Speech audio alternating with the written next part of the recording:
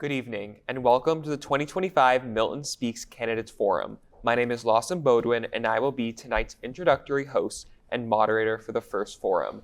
I'm joined by Miss Elaine Carroll of the Milton Times, and Miss Ida Zoll, Miss Penelope Jane, and Mr. Kevin Gomes of the Milton High School debate team. First, some housekeeping. Candidates were contacted through the town clerk's office as well as MATV for participation in these forums. Candidates were not provided the questions or subject matter before tonight's debate. Tonight's questions will be directed towards all candidates. No individual questions will be asked. Tonight's questions will be asked by members of our press panel. We also solicited questions from the public. If you don't hear your question being asked, it may be part of another question or a repeat question from another panel member. The format for tonight's forum. Each candidate will be allowed a 90-second opening statement. Candidates will then be asked questions by members of the panel. Each candidate will be allowed a 90-second response to each question. The order for the first question will be alphabetical by last name, with the order changing for each subsequent question.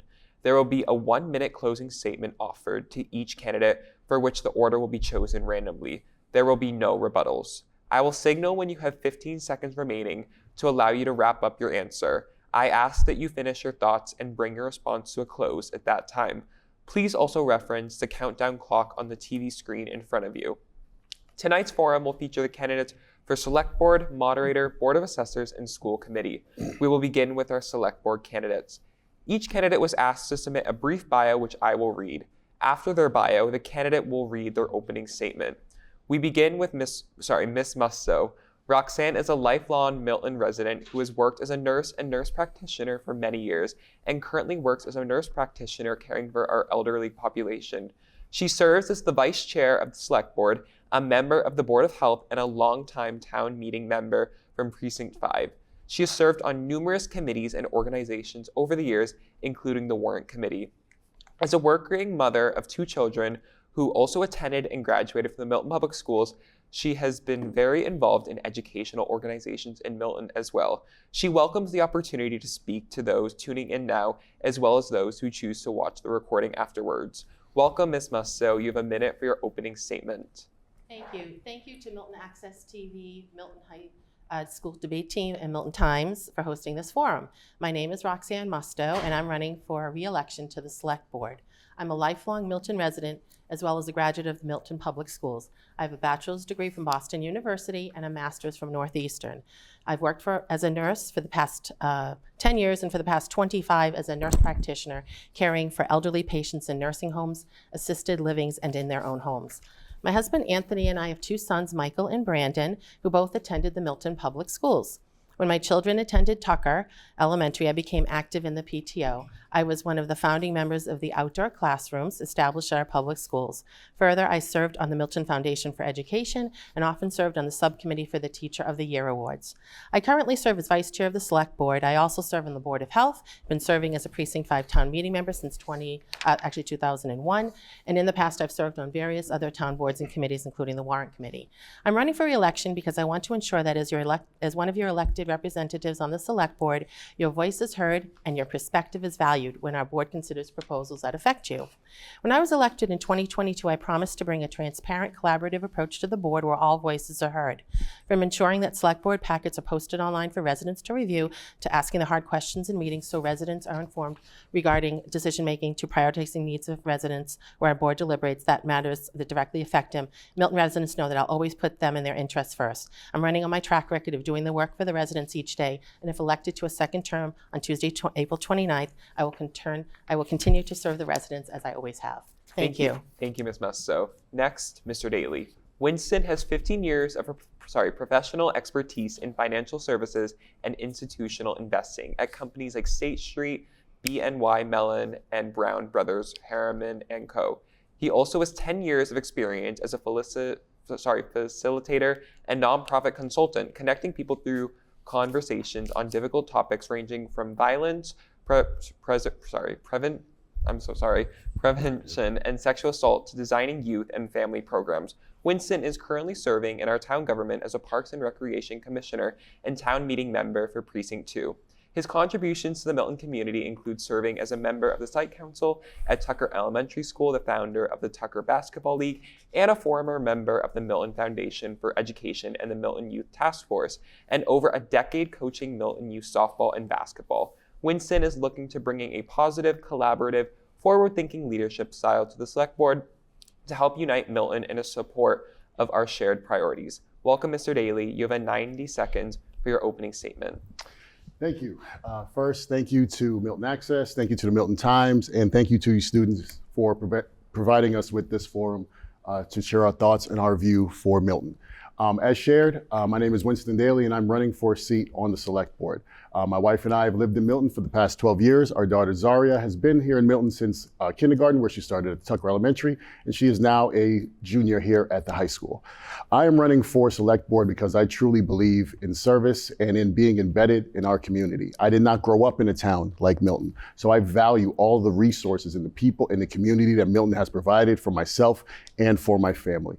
This is why I think it's important to have that kind of community aspect on the Select Board. You've heard my resume as read, and so I've been in a lot of different spaces. I started out in the financial space, speaking about fiduciary responsibility as well as investing the funds of Fortune 500 companies. I've also worked in the space of community, building youth programs, working with families, speaking about equity and access. And I've brought that kind of modeling here to Milton in my life as a parent and a community member. And that is what I want to bring to the board. Not only the ability to handle our finances, conducting the business of Milton, but also thinking about our community. What pulls us together? What are our shared priorities? How do we all row in the same direction to set the vision and mission for what we want Milton to be? And so I thank you all, and I look forward to sharing this time with my other candidates.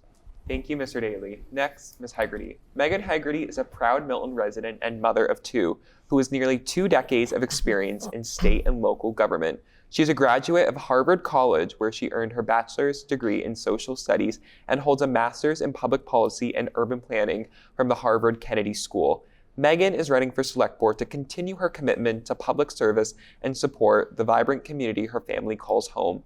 If elected, she will put her extensive experience in state and municipal government to work for Milton's residents. Megan is dedicated to bringing creativity, fresh perspectives, and proactive solutions to the challenges our town faces. Her leadership will focus on uniting our community, addressing real issues with practical solutions, and building a future where Milton thrives for everyone. Welcome, Ms. Hegarty. You have 90 seconds for your opening statement.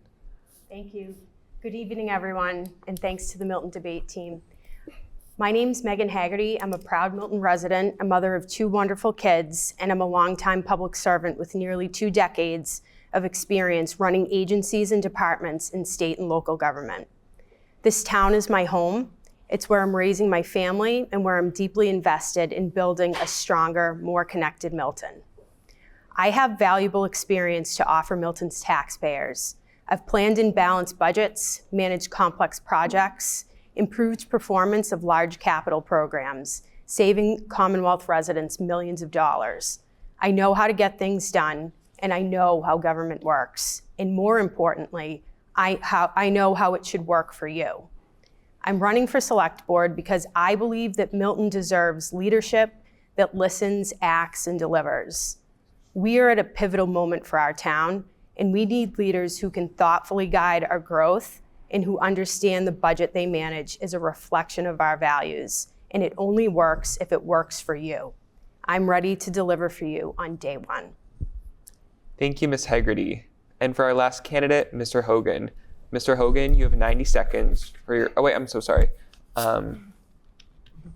And our last candidate, Mr. Hogan. Paul Hogan is an experienced attorney with a strong background in municipal government and project management. A devoted father of 4 and Milton resident since 1995, Paul is looking to give back to the community where he has raised his children and operates his law firm. Paul previously served on the Milton School Committee and on the original school building committee from 2002 until 2013. Welcome, Mr. Hogan. You have 90 seconds for your opening statement.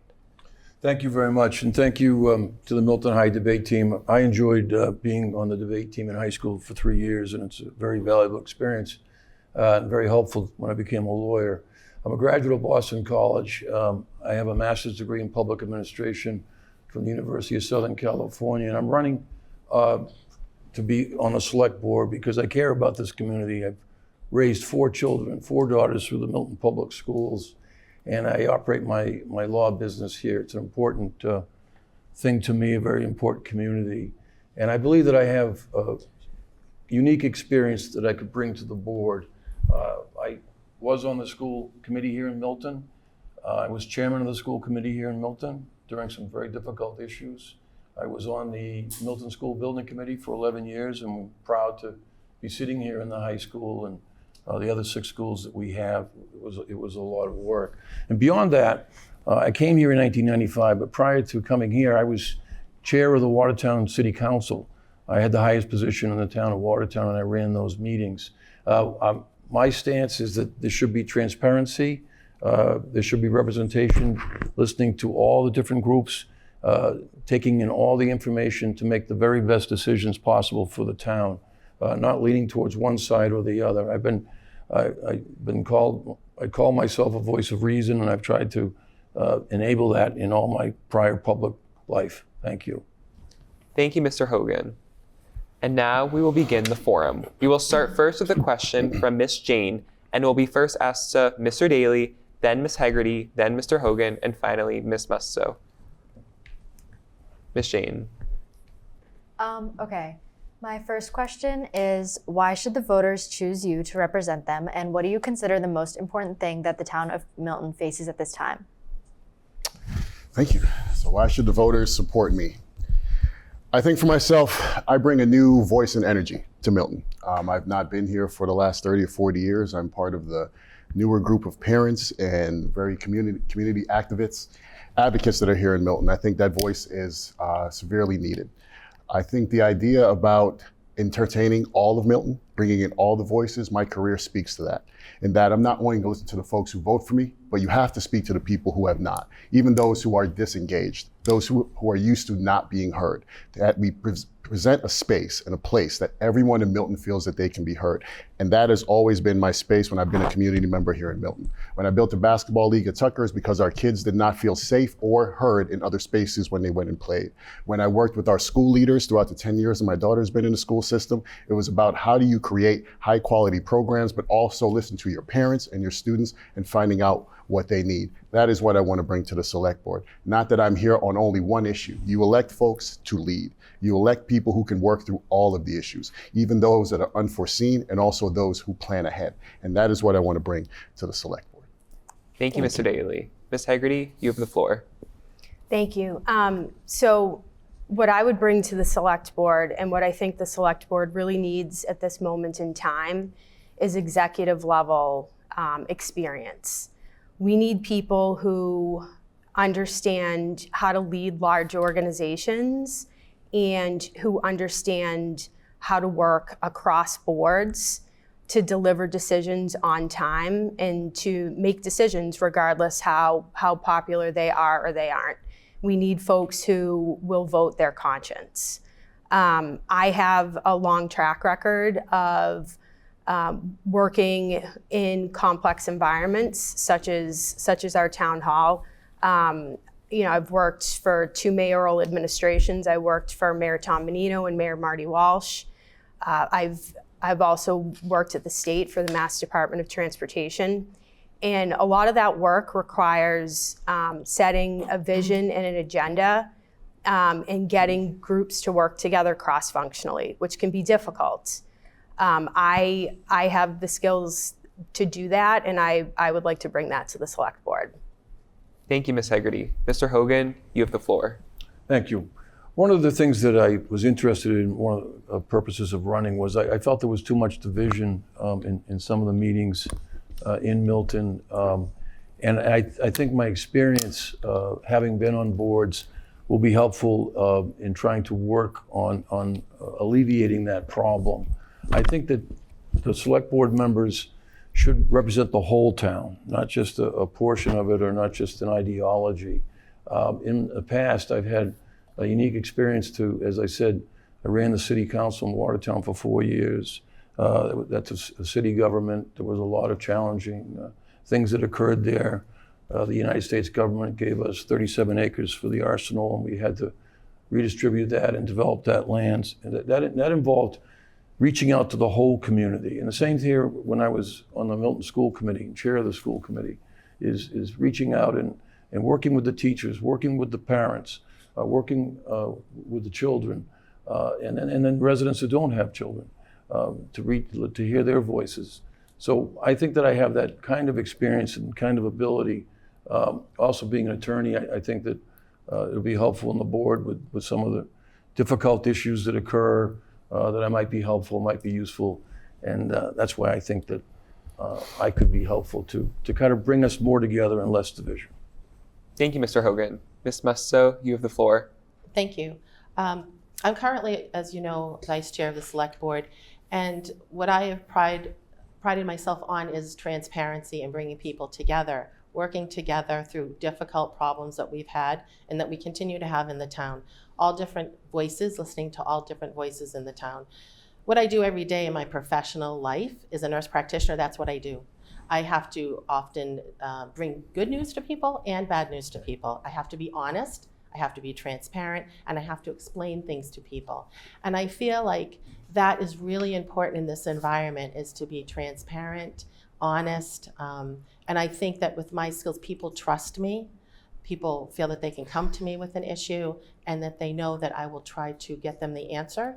And if I don't have the answer, I will try to find that for them. And I think that's really important to do because, you know, it's not just the loud voices in the community, it's often the quiet voices that we try to help as well.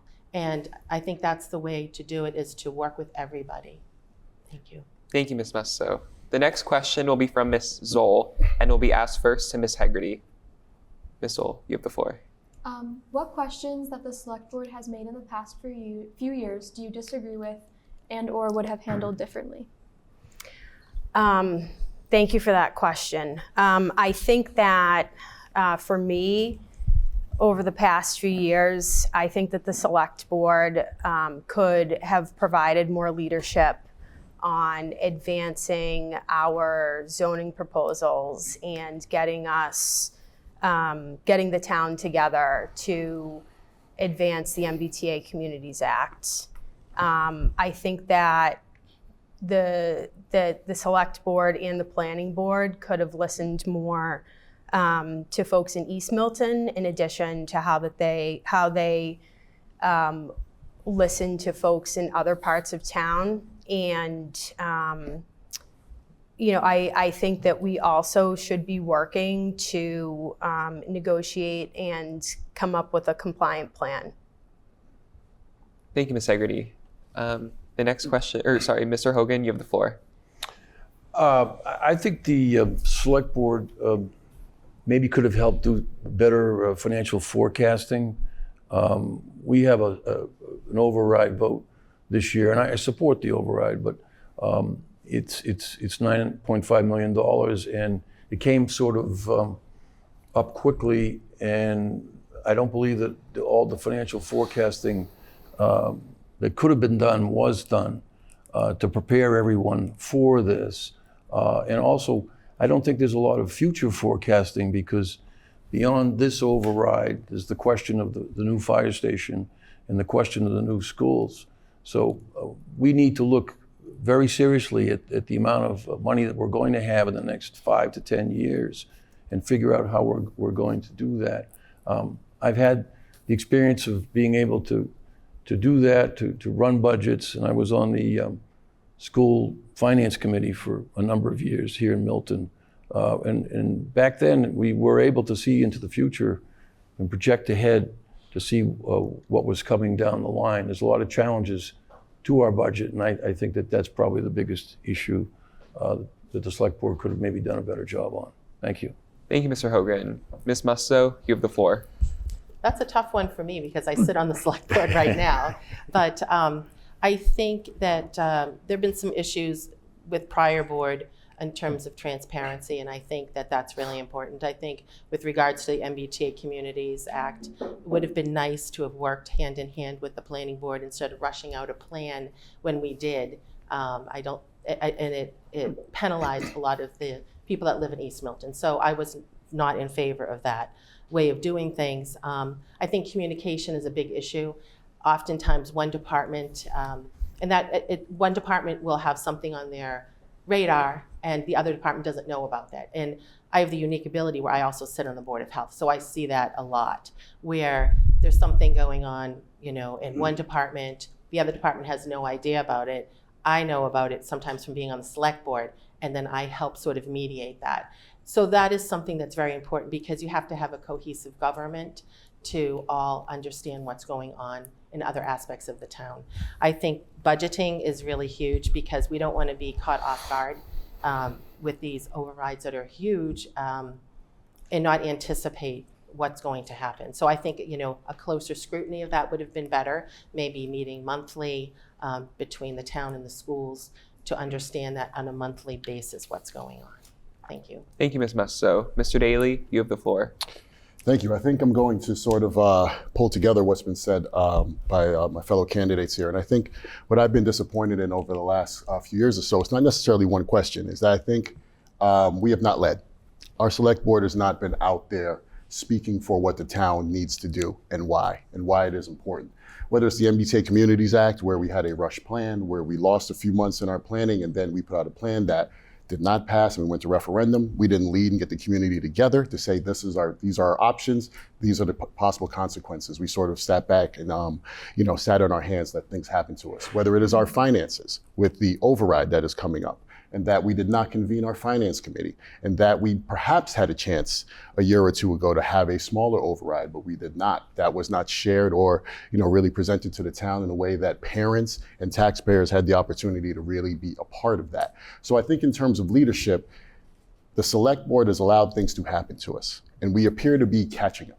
We appear to not be able to forecast, not to have a proactive method of leading Milton, of setting a vision. And I think that's the thing I'm most disappointed in, because now I say it does not matter what the question is. I'm not sure if the folks who we've put in charge of handling these questions have done well enough in communicating not only their process, but also why the decision.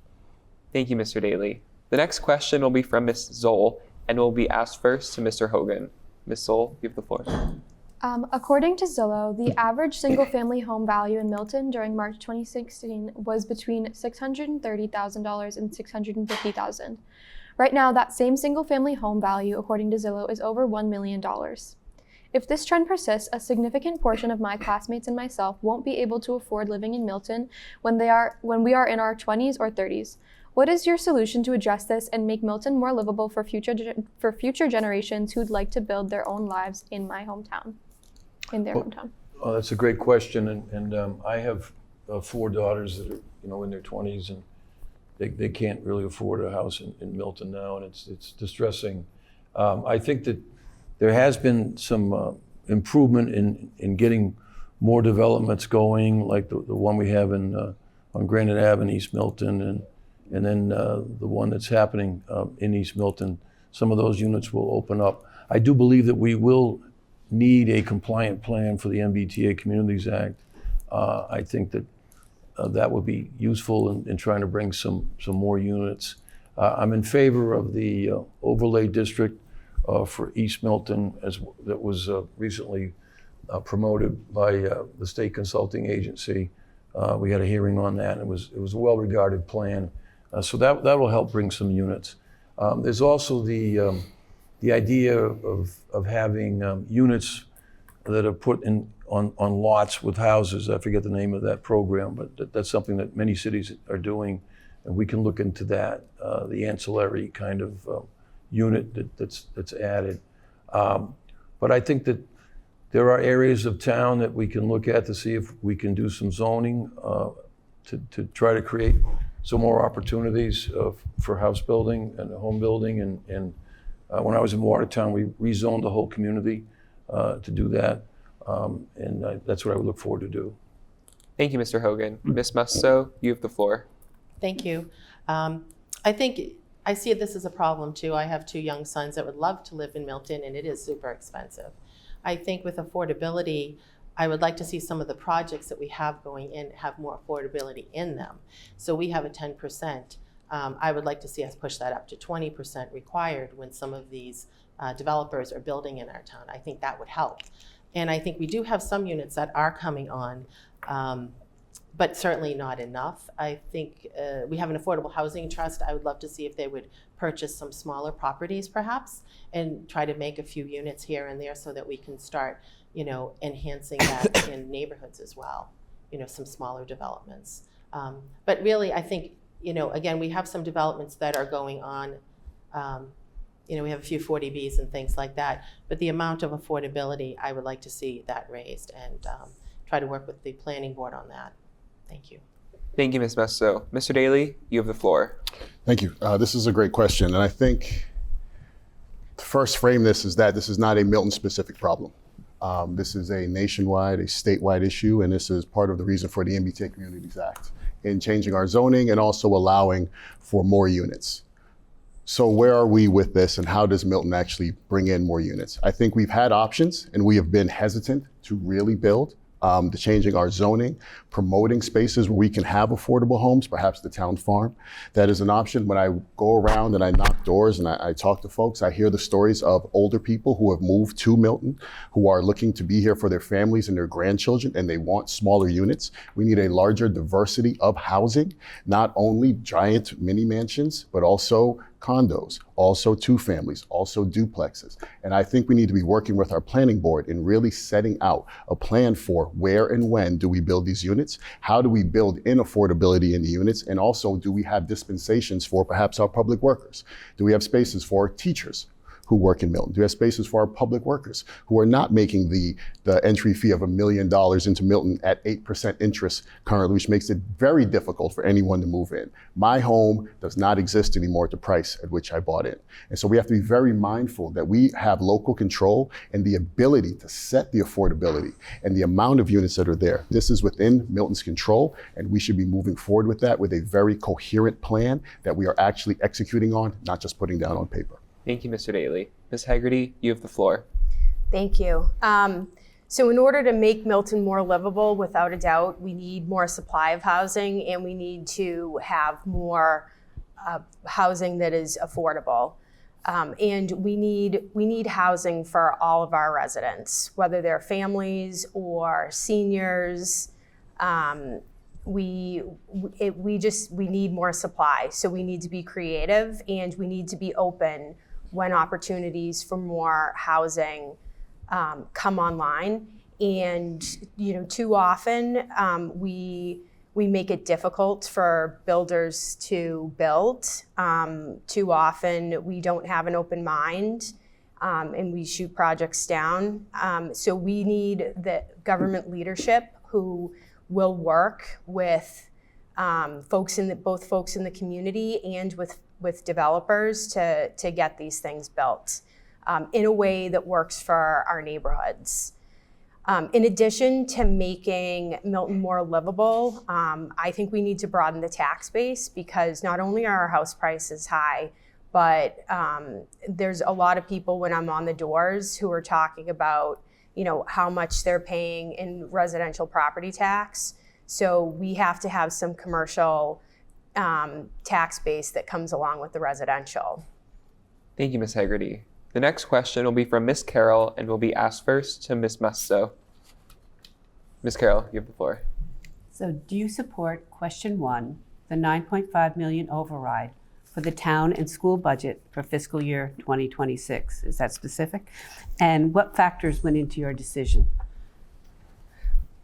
I want to start off by saying that last year, when the schools were in a tough situation, I was one who sat on the board with a different select board and did advocate that we should have an override.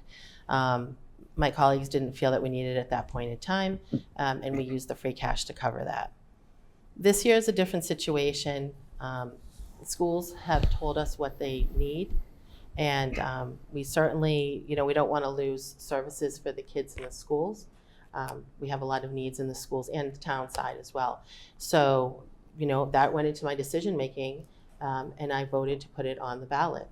So, certainly it was a tough decision, and it's going to be a kind of decision that goes out to the voters.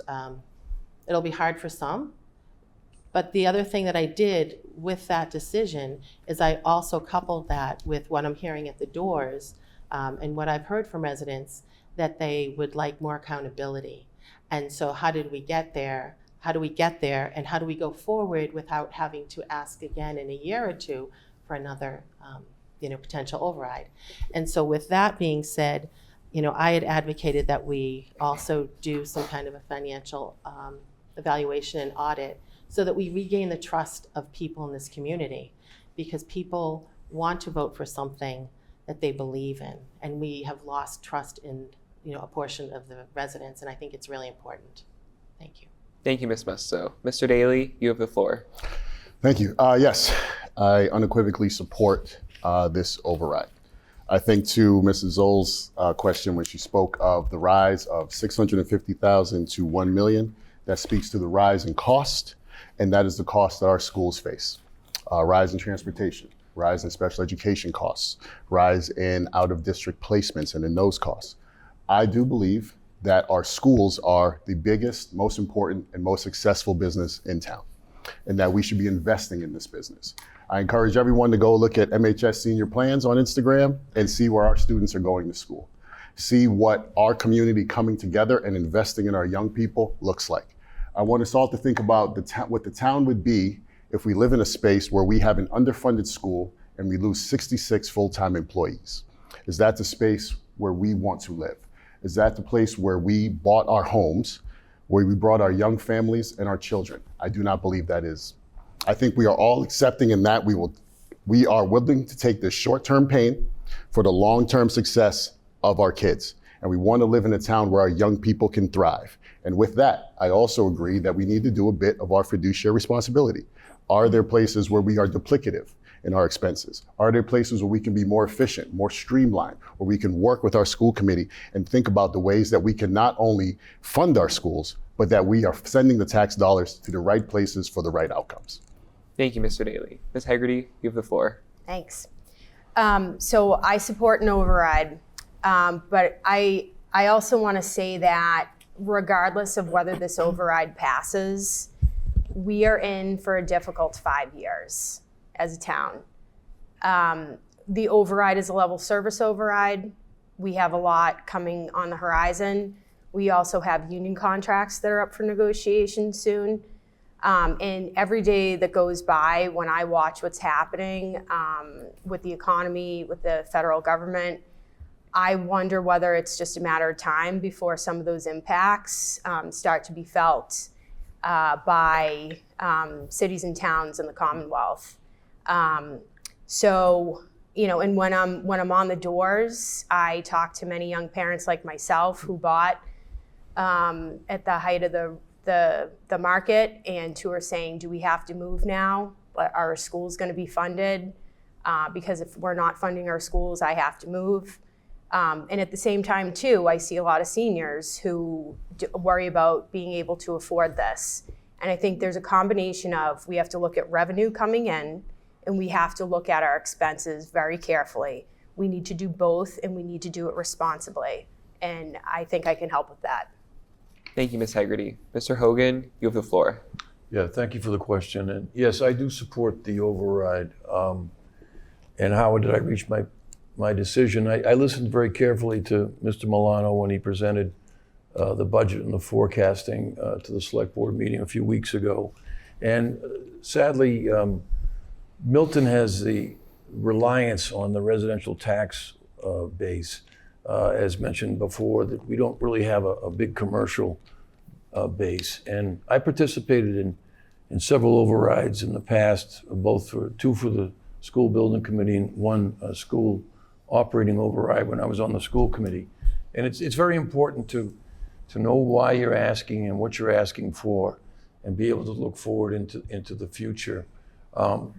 And as I talked a little bit about, I've been here since 1995, but I was the head of the government of Watertown, and there we never had an override. We never needed an override because we had so much commercial industry.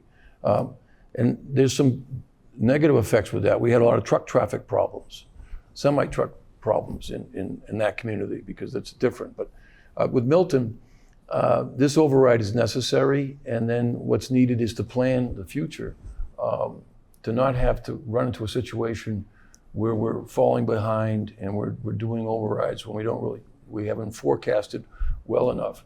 I'm also for expanding the commercial base so that we can have more, a broader tax base that's spread out a little bit to the other industries. I think I've run out of time, I'm sorry. Thank you, Mr. Hogan.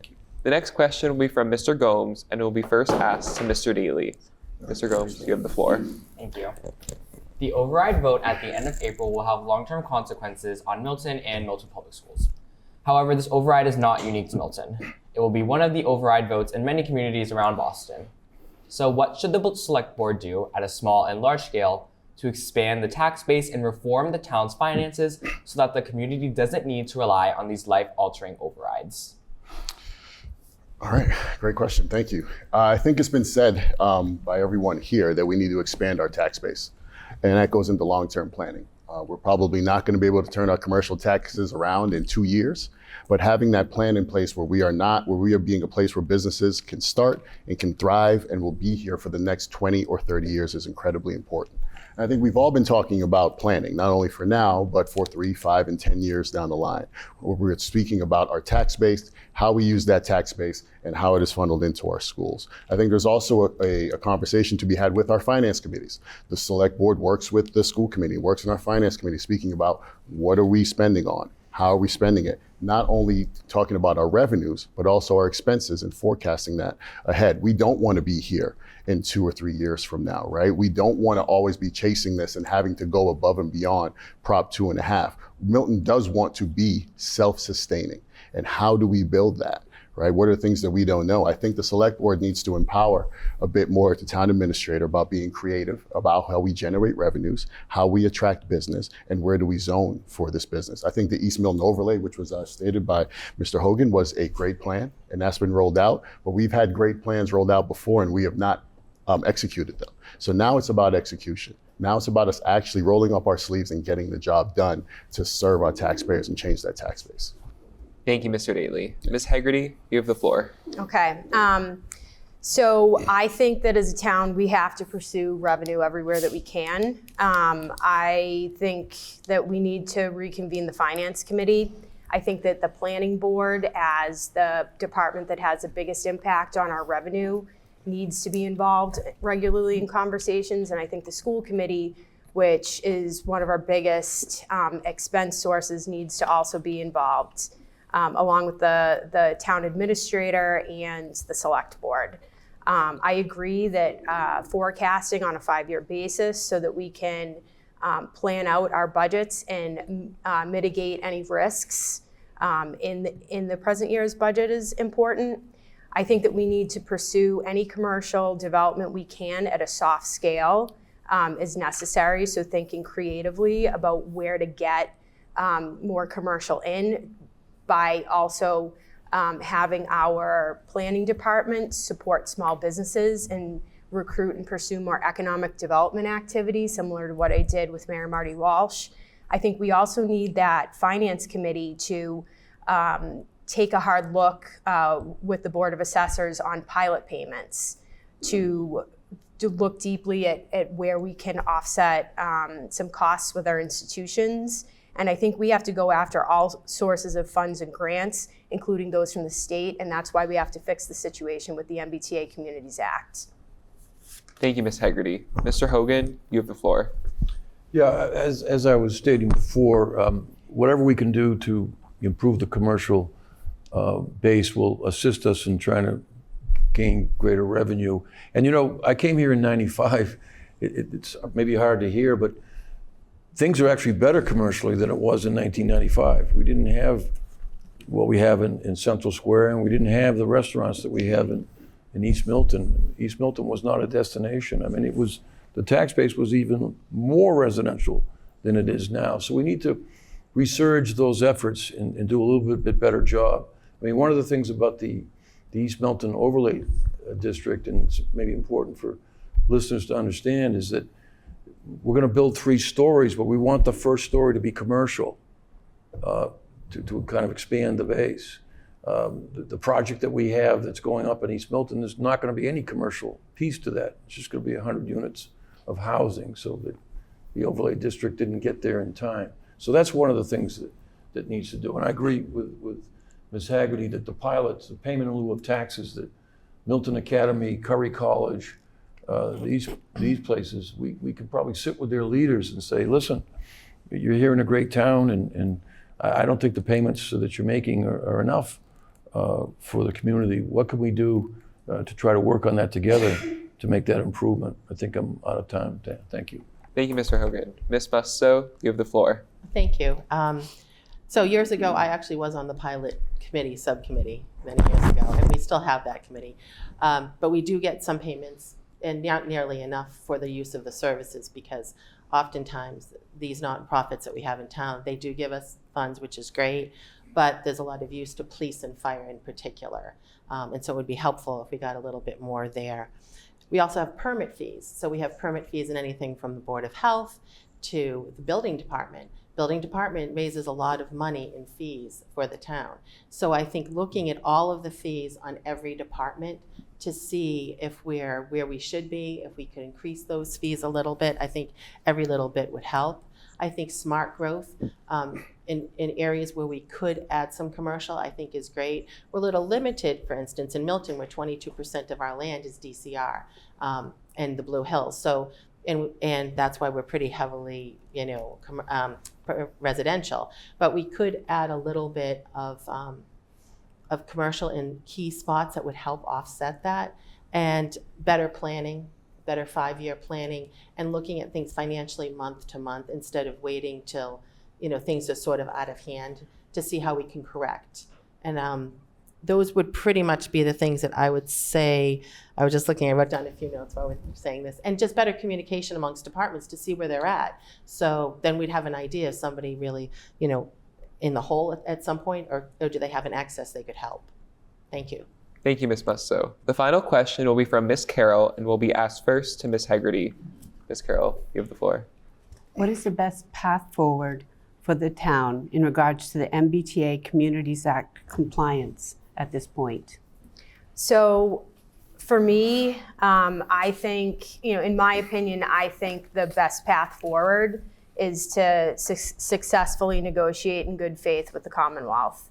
I think that we, I think that we have had opportunities in the past to do so. I think that the planning board and the select board had a lot of time in the lead up to the plan that went forward at the end of 2023. I think that there was a lot of opportunity to ask questions of the state, and that they weren't necessarily asked. And I think that the best way forward is to negotiate and not litigate. Thank you, Ms. Haggerty. Mr. Hogan, you have the floor. Yeah, I'm aware that the planning board is in the process of working on a compliant plan, and I believe that we have until July. And I think I agree that we should negotiate with the government, with the state, the MBTA and the Attorney General and the Governor's office to come up with a compliance plan. But we need to have a plan that's really suitable for Milton. And I think the last plan kind of put too much burden on East Milton. One of the things too that I was retained by 24 businesses, mostly from Milton, but other communities. And I filed an amicus brief on the MBTA Communities Act, mainly because the act did not follow the procedure of conducting an economic analysis and also a small business assessment. And that brief was quoted by the Supreme Judicial Court as being correct. And that's why they stated that the regulations were not promulgated properly. The governor turned around after that and issued an emergency declaration to avoid doing a small business impact and an economic impact. I am for more housing around the Communities Act. I was involved in the South Coast Rail, helping build the stations and helping do the utility relocations down there. I know the importance of that. But there's a question of whether or not we are a subway station community. What's the appropriate community that we are? And I think that if I get a chance, I would try to negotiate a good plan for Milton with the state on the act. Thank you. Thank you, Mr. Hogan. Ms. Musto, you have the floor. Thank you. We have always wanted to work with the state from day number one since I've been on the board. We have tried to work with the state. We have stated that. We're currently trying to negotiate with the state. We just want a plan that's fair for the residents, and classifying us as rapid transit for a trolley that you may remember had that underwater rescue with 6 residents or 6 people and the conductor as rapid transit, it doesn't seem like the right classification for us. And that hasn't been decided yet, really. And unfortunately, what happened was we ended up having to go to court for this MBTA Communities Act. Instead of the state trying to work with us, they went to court with us. We still are trying to work with them. We want to do our part, but we want to be treated fairly and fairly for our residents. And always happy to try to do that. So I would still want to work with the state on that one. And we are trying to do that. I can't really divulge all of the details because some of it has been executive session on that. But it is important that we do have some housing, and we're willing to do that, but just fairly. Thank you. Thank you, Ms. Musto. Mr. Daly, you have the floor. Thank you. First, I live on Elliott and Capon Street, right at the top of the Capon Street stop on the trolley. So I know how often that trolley is used. It is the way a lot of our students go to BC High. It's the way residents head into Boston for work. I use it often. And I think our way forward with the MBTA Communities Act is to get in compliance so that we can still go to the negotiating table with the state in saying that we are in compliance. This is where we will zone. This is what Milton's willing to do. We've also the planning board has a new plan that has us in compliance and has reduced the burden on East Milton Square by, I think, at least 500 units. So I would love to see that presented to the town as well. I think being in compliance does not stop our negotiation. I think we've seen that with a few other towns who have been in compliance not only with the MBTA Communities Act, but also with their affordable housing and the ability they've had with the state to speak about what is unique about their towns. Milton has a lot of unique features. We're surrounded by the Blue Hills, spaces that are unbuildable, conservation land. We are directly next to Boston. And I think we can also, with the compliant plan, talk to the state about why are the stations along the trolley not being taken care of. There are at least 2 spots that have been under repair, in disrepair, and abandoned for the last 3 to 5 years. Is that because the trolley goes to Mattapan Square and they do not care about the residents of Mattapan Square the way they would in other neighborhoods? That is not fair. But I think for Milton to have these arguments and continue to negotiate, we must first come to the state with good faith and say, we are compliant and this is what we're willing to do. And we ask that you give us dispensations for what is unique about Milton. Thank you, Mr. Daly. That concludes our Select Board Forum. We will now hear closing statements from the candidates chosen at random. The order will be first Mr. Daly, then Mr. Hogan, then Ms. Musto, and finally Ms. Haggerty. Mr. Daly, you may begin. I didn't feel random. I'll say first, I'll be brief in this. First, I want to thank all the candidates that are up here. In running for this is not easy. We take a lot of time away from our families, a lot of time away from our jobs, and we do it because of how much we care about this space that we live in, how much we care about this community. And win, lose, or draw, I don't think you lose any of us as great community members. I will say for myself, I'm an immigrant to this country. And when you're an immigrant to this country, you spend a lot of time building community. You spend a lot of time learning about the space in which you live now and how you can give back. And I'm forever thankful for this country that I live in now and this town that I live in now. And I believe in service and leadership, and that is why I'm running for the Select Board. I'm here because I care about not just my family, but about the families of everyone here. And I want to be here 30 and 40 years from now, speaking about the great things we did when I was on the Select Board, looking ahead, thinking about funding our schools. This is about leadership and proactivity for me. We must set the vision and mission. We cannot sit passively. And so I ask for your vote on April 29th. Thank you, Mr. Daly. Next, Mr. Hogan. Thank you. As I indicated, I've been able to raise 4 daughters here through the Milton Public Schools. It's been a great experience, and I operate my law firm. I'm mostly involved in construction law, working with contractors. And I love my business here and raising my children in Milton. It means a lot to me. And I think that as I've had the experience of serving on local boards here, I was chair of the Capital Committee here, and I was chair of the school committee here, and I served on the school building committee for 10 years here. I think that I can bring sort of that kind of experience to these problems. The other thing is that I'm an independent mind. I'm not a Republican, I'm not a Democrat, I'm an independent. And I like to listen to everybody. I like to get views from all the different parts of the community and the different sides, and then evaluate, taking in all the information that's available and making the best decision for the town. And not thinking about ideology, but just what is best for Milton. And I appreciate your vote on the 29th of April. Thank you. Thank you, Mr. Hogan. Next, Ms. Musto. Thank you. Thank you again to those tuning in or who will watch the recording afterwards. I've centered my work on the Select Board around transparency in decision-making, responsible stewardship of taxpayer dollars, and incorporating the viewpoints and perspectives of all stakeholders. Our town faces challenges, and it takes steady, trustworthy leadership to ensure that we will address these challenges in a way that fosters community, trust, and buy-in, and that maintains the town's appeal as one of the best places to make a home, raise a family, and establish roots.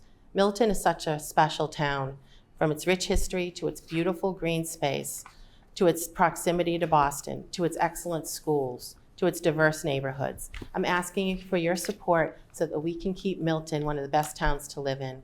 I respectfully ask for your vote on Tuesday, April 29th. Thank you. Thank you, Ms. Musto. Lastly, Ms. Hegarty. Thank you. Thanks for having us here tonight. It was great to share our viewpoints, and I'm running for Select Board because I believe that Milton deserves leadership that listens to all sides, whether you live in East Milton or West Milton or whatever part of Milton. Leaders who act and are decisive and deliver results. I mentioned before, this is a pivotal moment in time for our town. We have serious decisions coming up over the next 5 years. We need people who are professionals and who are skilled at delivering the types of decisions and services to our town.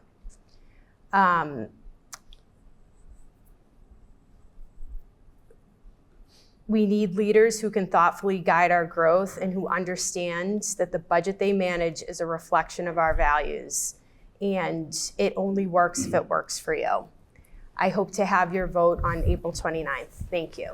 Thank you, Ms. Hegarty, and thank you to all our candidates. Please give us a moment while we set up for our moderator forum. Thank you.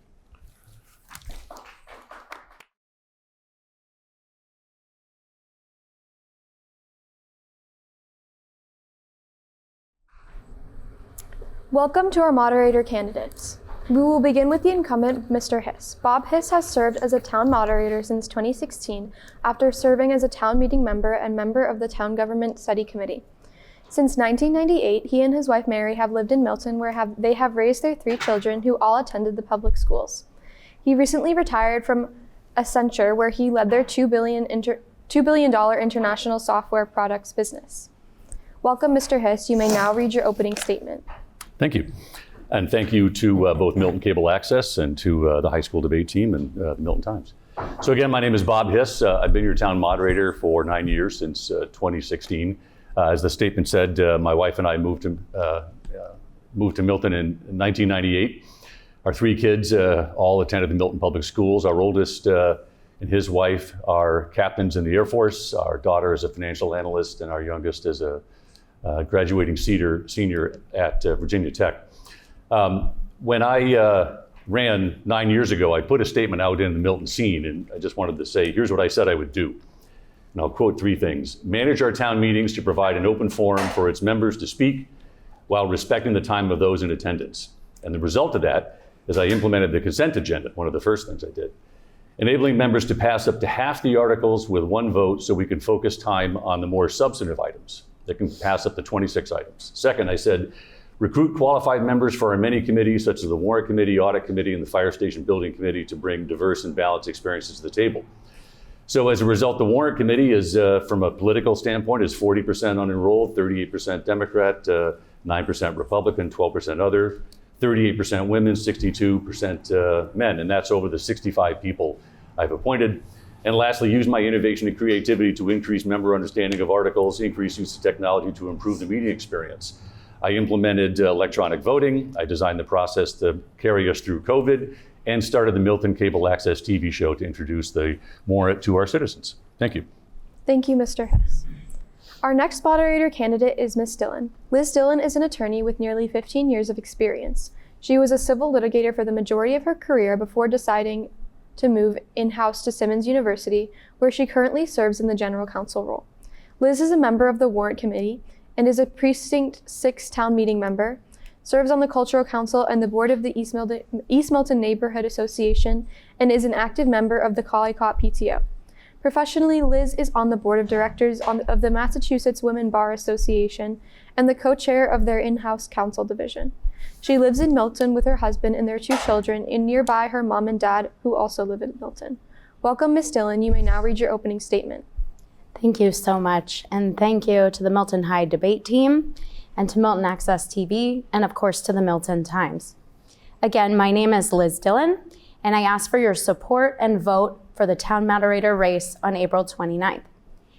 As you mentioned, I am the mother of 2 young children, Randall, who is 7 and in 1st grade Collycott French, and Elaine, who is an upcoming kindergartner, also at Collycott. I am a wife, and I am the daughter of 2 parents who live in Milton and moved here to live closer to me and, to be honest, let's face it, their grandchildren. I am, as you mentioned, an attorney. I have nearly 15 years of experience, the vast majority of which is as a civil litigator, which means that I understand very clearly process, policy, and procedure, which means that I can run a good meeting. However, I also have a lot of experience with strategy, thinking multiple steps ahead. And as I think multiple steps ahead about what we need in a moderator, it's someone who can fill all of the committees, make sure that the committees meet regularly, are filled with people with relevant experience, and produce work product back to the town in a transparent way for all of you, because it's what you deserve. Thank you. Thank you, Ms. Dillon. And now to begin the moderator forum. We will begin with a question from Mr. Gomes and will be asked first to Ms. Dillon and then Mr. Hiss. Kevin, you have the floor. Thank you. How would you work with the select board and other town officials to address important issues facing our community while maintaining the independence of your role as a moderator? That's a great question, Mr. Gomes. So first of all, I've always wanted to be the moderator. And one of the reasons why is because I believe I have a unique skill set that would enable me to be able to do exactly that. One of the things that a litigator does is not only litigate, but because the vast majority of cases end in resolution or settlement, we're really good also at negotiating. So as an example of what I would like to see, recently in the Warrant Committee, we were discussing a town meeting article that many of you may have seen regarding one-day liquor licenses issued by the Select Board. And unfortunately, no one discussed ahead of time with the Board of Health, who then came in at the floor of town meeting raising their concerns. This was left in a great discussion in town meeting, which was really inefficient because a lot of this could have been dealt with ahead of time. So what I would do is really be in touch and understand, be connected with the various different voices in town and understand their perspectives so that as much as possible, we can negotiate these issues ahead of time, making sure that town meeting is run in a fair and efficient way. Thank you. Thank you, Ms. Dillon. Mr. Hiss, you now have the floor. I think it's very important for the moderator to not only appear independent of these issues, but to be independent of these issues. And to have a moderator that is going to insert themselves in whatever potentially benign way, I think threatens that independence. Both the citizens and the town meeting members are highly attuned to a sense of fairness happening at a town meeting. And I think it would be imprudent, and something I have steadfastly not done, is to insert myself in anything other than the process of how the items are going to get brought to town meeting. The only exception would be if there's something that's going to affect the process of town meeting itself. But otherwise, I think the moderator should stay really removed from these items, because you don't want a moderator up there where anyone thinks they've got a dog in the fight or is tipping the scale one way or the other. So we have competent boards. They're elected by the citizens. They have jobs to do. And I think it's their job to go fulfill their role in the town government while the moderator stays out of all the policy and just focuses on the process really of town meeting. Thank you, candidates. The next question will be from Mr. Bowden and will be asked first to Mr. Hiss and then Ms. Dillon. Lawson, you have the floor. In your opinion, what constitutes an effective warrant committee and how will you go about appointing qualified, competent individuals? Yeah, good one. So most towns in the Commonwealth have a finance committee that just focuses on the budget. Milton is one of the few in the state that have a warrant committee, which looks at every single article that is in the warrant. And you can kind of summarize the breadth of the warrant as budgets, bylaws, and buildings, kind of the 3 Bs. So it's more than just finance. So as an example, I do have finance people that are on it. And I brought some names with me today. For example, Lori Connolly is a director of finance with Fidelity Investments and MetLife. Or Peter Mon, a former senior vice president with John Hancock, Fidelity, First Commerce Bank. Jay Funling is an actuary and a billing analyst with Eversource, and there's others. So that's one. But I also have, you have education issues that come before the warrant. You have health issues that come before the warrant. John Driscoll I appointed to the committee, and capital items like trucks and heavy equipment comes before the warrant committee, and John runs one of the big landscaping businesses here in town. So it takes a broad range of skills to fulfill it. Now, what I do in order to go find people is I look at what I call the 5 Ps. It is the person, it's the precinct, it's the personality, it's the profession, and it is their party. And I look for balance across all of those. So men and women, diversity of skills, representation from all the precincts, and balance in the political party, and people that have worked in groups together so they can form an effective committee as a group. Thank you, Mr. Hiss. Ms. Dillon, you now have the floor. Thank you. You heard Moderator Hiss mention the 5 Ps, one of which is politics. I think that in the nonpartisan warrant committee appointed by the nonpartisan moderator, politics should have no role. I don't have 5 Ps, I have 1, professionalism. And I would lead also with experience. I want to make sure that there are no quotas for who has to be picked for the warrant committee, but rather choose the people that are the best for the town. We have so much talent in this town, especially when you look at all of the candidates here tonight. And I know you've heard some of them speak and you'll hear more. We have so much talent in this town. If we start with experience, we can have a diverse body, but also make sure that it's one that's going to be effective. In addition, when appointing members to any committee, I would make sure that that appointment process is transparent. I want to see the applications put online. I want to see criteria that's clear. I want to know who was picked, who wasn't picked, and why. And I think everyone in Milton deserves that level of transparency as well. Thank you. Thank you, Ms. Dillon. The next question will be from Ms. Carroll and will be asked first to Ms. Dillon and then Mr. Hiss. Ms. Carroll, you have the floor. How do you or will you moderate civil discourse in passionate times? Thank you. You know, the thing about that is that you're right. There is a lot of division in the town right now. I think that it starts from the top. I think that the moderator has to show respect for all of the diverse voices in town and make sure that everyone's voice is heard. I have seen a lot of divisiveness in town meeting, and it's not from one side or the other, but it's really throughout town meeting. One minor change that I would make in order to be able to address this problem is if you watched the town meeting, there were people, again, on both sides or all different perspectives, who turned around and shouted into town meeting and were addressing other members of the body by name and cross-referencing each other. That is inappropriate. People should address their remarks always to the moderator. That kind of division is very easy to cure. Surprisingly, it is. If you look at a judge, they are able to control that courtroom. With nearly 15 years of experience as an attorney, the vast majority of which is as a civil litigator, I have that experience to be able to hold the room. And I will not tolerate, and that is my promise to you, I will not tolerate that kind of inappropriate behavior. Thank you. Thank you, Ms. Dillon. Mr. Hiss, you now have the floor. My approach has been to take fairly light reins on town meeting, because unlike an open town meeting where each citizen is speaking for themselves, in a representative model in Milton, each of the elected members are speaking for 70 other citizens.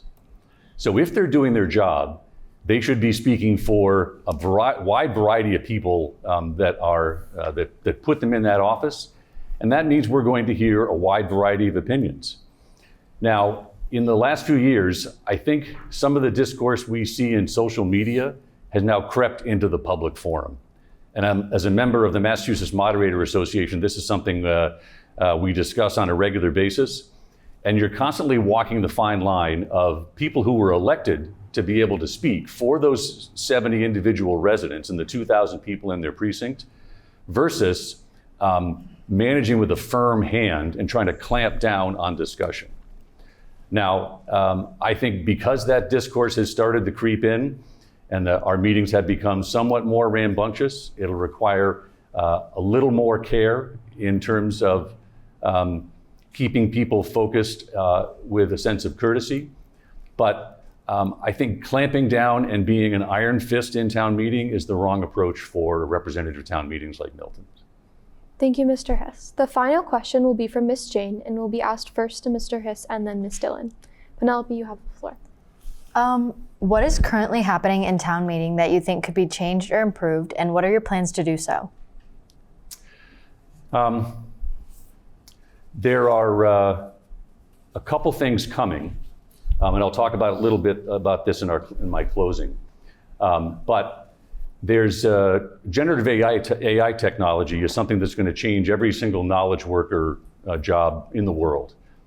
And the representative town meeting members and the members of all the committees that produce articles in the warrant and the warrant committee itself, I think have an opportunity to benefit from that.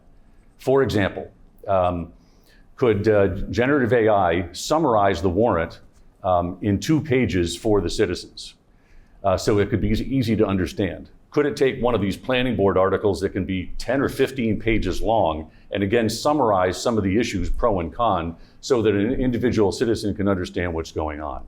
So I think the use of technology could help prepare the town meeting members to be better informed of some of the issues. So when amendments arise, they could understand how the amendments fit in context. It could also help the citizens understand the impact of what these decisions are going to be so that they become better informed citizens and are more supportive of the ultimate decisions town meeting makes. Thank you, Mr. Hiss. Ms. Dillon, you have the floor. Thank you. So before I focus on what I would change long-term down the road, thinking about things like technology used in that way, which I think is an interesting idea, I first want to focus on shoring up some of the issues with the town meeting that we have. One thing that I really want to change, I already touched on, which is the lack of efficiency. Town meeting just isn't efficient. It's not. I've spent a long time talking to town moderators from other towns, and their town meetings run much less long and are many fewer days. It is not accessible to people with young children who have to go home and relieve the babysitter. It is not accessible to people like my parents who are seniors and would like to participate in town meeting, but simply can't because it goes on for too long. In talking to these additional moderators from other towns and reviewing the bylaws of other towns and watching town meetings from other towns, I have learned that even simple measures, not complicated, but simple measures can make a huge difference in terms of efficiency. For example, we have 3 microphones in the front of town meeting. One can be for yes, one can be for no, and one can be for questions. If there are 30 people lined up for no and nobody lined up for yes, it might be time to consider asking the body whether they're ready to take a vote. We don't necessarily need all 30 people to repeat the same opinion. I would also include a stopwatch so that people can tell how long they're talking, and that is transparent. And I would make sure that we hew closely to the scope of the article at hand. Thank you. Thank you, candidates. That concludes our moderator forum. We will now hear closing statements from the candidates chosen at random. The order will be Mr. Hiss and then Ms. Dillon. Mr. Hiss, you have the floor. Thank you again for the time to speak here today. So again, I mentioned some of the things I've accomplished in my years as moderator. I wanted to speak to some of the things I'd like to do in a next term. The first is to work on that, controlling that rambunctiousness I mentioned amongst our members. And that's going to require a delicate balance between allowing members to speak, since they were elected to do so, and ensuring we have courtesy amongst the members. Second, leverage that use of generative AI technology to help prepare for the meeting and help members understand the impact of the warrants. And third, I think a major thing that's going to hit us is something called a hybrid town meeting. There are bills before the legislature, both in the House and the Senate right now, that are going to, if passed, permit members to be at home and in the auditorium. And that's going to require an entire new design process for a town meeting that we're not prepared for, from either technology or process standpoint. So, as a systems guy, I've done that my whole career. I'm ready to do that now, and I ask for your vote on April 29th. Thank you. Thank you to the candidates. And please give us a moment while we set up for our Board of Assessors forum. Point of order? Sorry. Yes. Sorry about that. I never get to say that. Right? Ms. Dillon, you now have 60 seconds for your final. Thank you so much. Again, my name is Liz Dillon, and I humbly ask for your vote to be the next moderator of Milton, Massachusetts on April 29th. Listen, a lot of people have asked me, why do you want to be the moderator? And are you sure that's a job that you want to do? I was made to do this job. I know that it's a huge time commitment. I already commit a huge amount of my time to this town. As Ms. Soul mentioned, I am a member of the Warrant Committee. I am a member of the Milton Cultural Council. I am a member of Precinct 6 Town Meeting. I am on the board of the East Milton Neighborhood Association. And I am a very active member in the Collie Cup PTO. Why do I devote so much time to this town? It's because I know who's watching. It's those little children that I mentioned first. My daughter recently took her little toy plastic purse, put it over her shoulder, and said, "Mommy, I'm going to my meeting." It's because she was imitating me, because that's what I say. And that's why I do it, because they're watching. I'm doing it for my children, yours, you, and all of Milton. So please, I humbly ask for your vote on April 29th for Liz Dillon for Town Moderator. Thank you. Thank you, Ms. Dillon. Please give us a moment while we set up for our Board of Assessors forum. Well done. Thank you, Bob.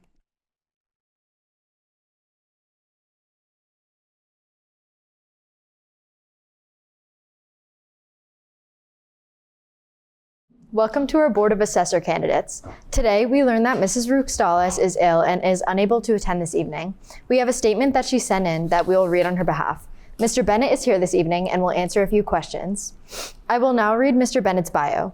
Bill Bennett and his wife, Maura, have lived in Milton for 24 years and have raised 2 boys. In addition to serving on the Board of Assessors for the past 13 years, he is also a town meeting member in Precinct 6. He is a Massachusetts certified real estate appraiser for over 40 years and has worked with the FHA, HUD, many municipalities, as well as lending institutions. He served on the Milton Youth Hockey Board of Directors for many years and coached youth hockey and baseball for over 12 years. Welcome, Mr. Bennett. You have 90 seconds for your opening statement. Good evening. Thank you, Milton Times and Milton Debate Team and Milton Access TV for this time. I'll keep it short because I know I'm the only person here tonight for the assessors, and I know the school committee wants to get going. So just to follow up, we moved to Milton 24 years ago. My wife is a longtime Milton resident. We do have 2 boys, Brian and Will, that went through the Milton public school system. I will give a shout out to my youngest son, Will. His 21st birthday is today. He's not going to watch this, but at least maybe the recording. So I have been a real estate appraiser for over 40 years, dealing in residential real estate valuation. I was elected to the board 13 years ago, and I think I'm a perfect fit for that. Obviously, being a real estate appraiser for that long, and I've experienced and I've valued many kinds of property, from lower end properties to very high end complex properties. I've transitioned my career from appraising the real estate to one of now reviewing real estate for several lenders. So I have worked with the select board on many different items. A few years ago, we passed a senior tax deferral plan, which allows the senior citizens to stay in their house a little longer, deferring their taxes till they sell the property. So I think that's enough for now. If you guys want to ask some questions, we'll get going. Thank you, Mr. School Bennett. committee's waiting. I will now read Mrs. Ruxtalis' statement. My name is Nicole Boyson Ruxtalis, and I'm running for the Board of Assessors. I am a professor of finance and department chair at Northeastern University, where I have worked for 21 years. I am the first woman to be named a full professor in the finance department at Northeastern. I hold a PhD in finance with a minor in economics from The Ohio State University. I am also the co-editor of the Financial Analysis Journal and a principal at Longview Investment Advisors, a registered investment advisor. Prior to academia, I worked as a CPA in public accounting and banking for 8 years. I am a Milton mom of 2 teens. I have subbed numerous times at Pierce Middle School, and I am the treasurer and a trustee at the United Congregational Church in Milton. Having served as the treasurer for several campaigns, including the current override campaign, I have become more and more interested in serving the town in an elected capacity. The Board of Assessors, which is responsible for overseeing the work of the town assessors and works closely with other financial leaders of the town, is a great fit for my skill set, experience, and attention to detail. Importantly, I consider this role to be a non-partisan position that does not favor or benefit one party over another. These can come from 2 sources. One is state and other grants that the town may be eligible for, and the other is the town's pilot Payment in Lieu of Taxes program, which encourages nonprofit entities to voluntarily contribute to the town's revenue. I plan to work with the town's financial leaders to ensure that the town is maximizing revenue from other sources and to reactivate the pilot subcommittee to ensure that no money is left on the table. And I hope that I can count on your vote on April 29th. And now a few questions for Mr. Bennett. We will begin with a question from Ms. Carroll. Could you explain the means-tested tax break for seniors? I'm sorry, say that again, the means tested? Yes. Well, just past the Yes. town meeting? So the select board and the town administrator wanted to match what the state offers. So what they're going to do, they haven't decided how much that exemption is going to be yet. It's still a little fuzzy. But the seniors will be able to, it'll work like the circuit breaker law in Massachusetts. You have to be eligible for the circuit breaker law. You have to meet the residential incomes and your property value. And then the select board will determine what that exemption will be. That has nothing to do with the assessors. Right now, that will not be funded. So that will be proportionally spread out to all the taxpayers. Will cover that exemption. The next and last question will be from Mr. Bodwin. How do you plan to address concerns from residents about rising property taxes and their impact on affordability? So the assessors really don't have any way of stopping the rising property values. That's based upon the people that move into the town and the prices that they pay for property. So there's really no way for us to control that. We have to value the property at the full, fair cash value based upon the guidelines of the Department of Revenue set down for us. So we don't have any real control. In order to get a more affordable housing, that's going to be something that the select board and the planning board are going to have to put into place. They're going to have to do something to arrange for that. So we don't really have any way of adjusting for that. We do have ways of helping the senior citizens. There are several exemption programs that they can use. I mentioned earlier the tax deferral program, which we got the minimum income, the maximum income raised from $57,000, which was sort of ridiculous in Milton, up to $93,000. So what that allows the seniors to do is to defer a portion or all of their real estate taxes for 1 year, 5 years, 10 years, whatever they feel they need to do to be able to stay in their property. And then the town will get that money back when they sell their property. And the town does put 4% common interest on top of that. We've gone from having about 4 or 5 seniors participate in that up to about maybe 10 or 12 right now. The problem with it is the seniors get a little nervous because there's a lien put on their property by the treasurer. Thank you, Mr. Bennett. You're welcome. That concludes our Board of Assessors forum. We will now hear a closing statement from Mr. Bennett. So I just want to say again, I'm very qualified for this position. I've been doing it for 13 years. We've worked with the select board. We've worked with the Council on Aging to sponsor information seminars at least twice a year to give the seniors more information on the exemptions that are available to them, whether it's through the state of Massachusetts or through the town. All of these state exemptions are all backed up by the town. backed up by the state. The town is reimbursed for them. We also work with the Council on Aging to do the work-off program, where seniors can get up to $2,000 off their real estate taxes. You probably will see them if you go into town hall. You might see them in the front lobby or in one of the offices. And the Board of Assessors covers that with our overlay money, so that the town does not lose that money. We pay for that program to assist the Council on Aging. So again, I humbly ask for your vote on April 29th for another 3-year term. Thank you. Thank you to the candidates, and please give us a moment while we set up for our final forum of the evening, candidates for school committee.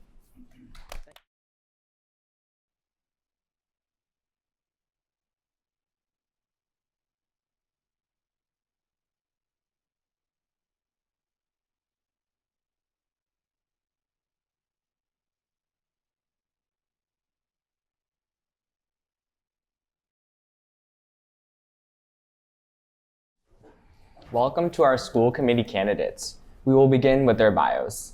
First, Ms. Varghese. Anna Varghese is deeply dedicated to her role as a member of the Milton School Committee. When she first ran 3 years ago, her platform was grounded in 3 core values: strong academics, community engagement, and empowering our teachers. She believes that the foundation of a great education lies in collaboration and mutual respect, and she's committed to ensuring our students have the best possible outcome. Over the course of her time on the school committee, Anna has always prioritized doing what's right, even when the decisions haven't been the easiest. She continues to work tirelessly to provide the stability and support our schools and families need to succeed and grow. Welcome, Ms. Varghese. You may now read your opening statement. Thank you. Thank you to Milton Access TV, the MHS debate team, and the Milton Times for having me here this evening. My name is Anna Varghese, and I proudly serve on the Milton School Committee. I work as a creative director for an experiential marketing firm. When I first ran for school committee, my platform was built around 3 core values: fostering strong academics, increasing community involvement, and empowering our teachers to focus on what they do best. I am committed to offering the stability and continuity that our schools and our families need to thrive, and I will continue to work hard to support them in every way I can. My husband, John, and I have called Milton our home since 2007, and together we're proud parents of 2 amazing young women, Rachel, who's 14, and Isabel, who's 13.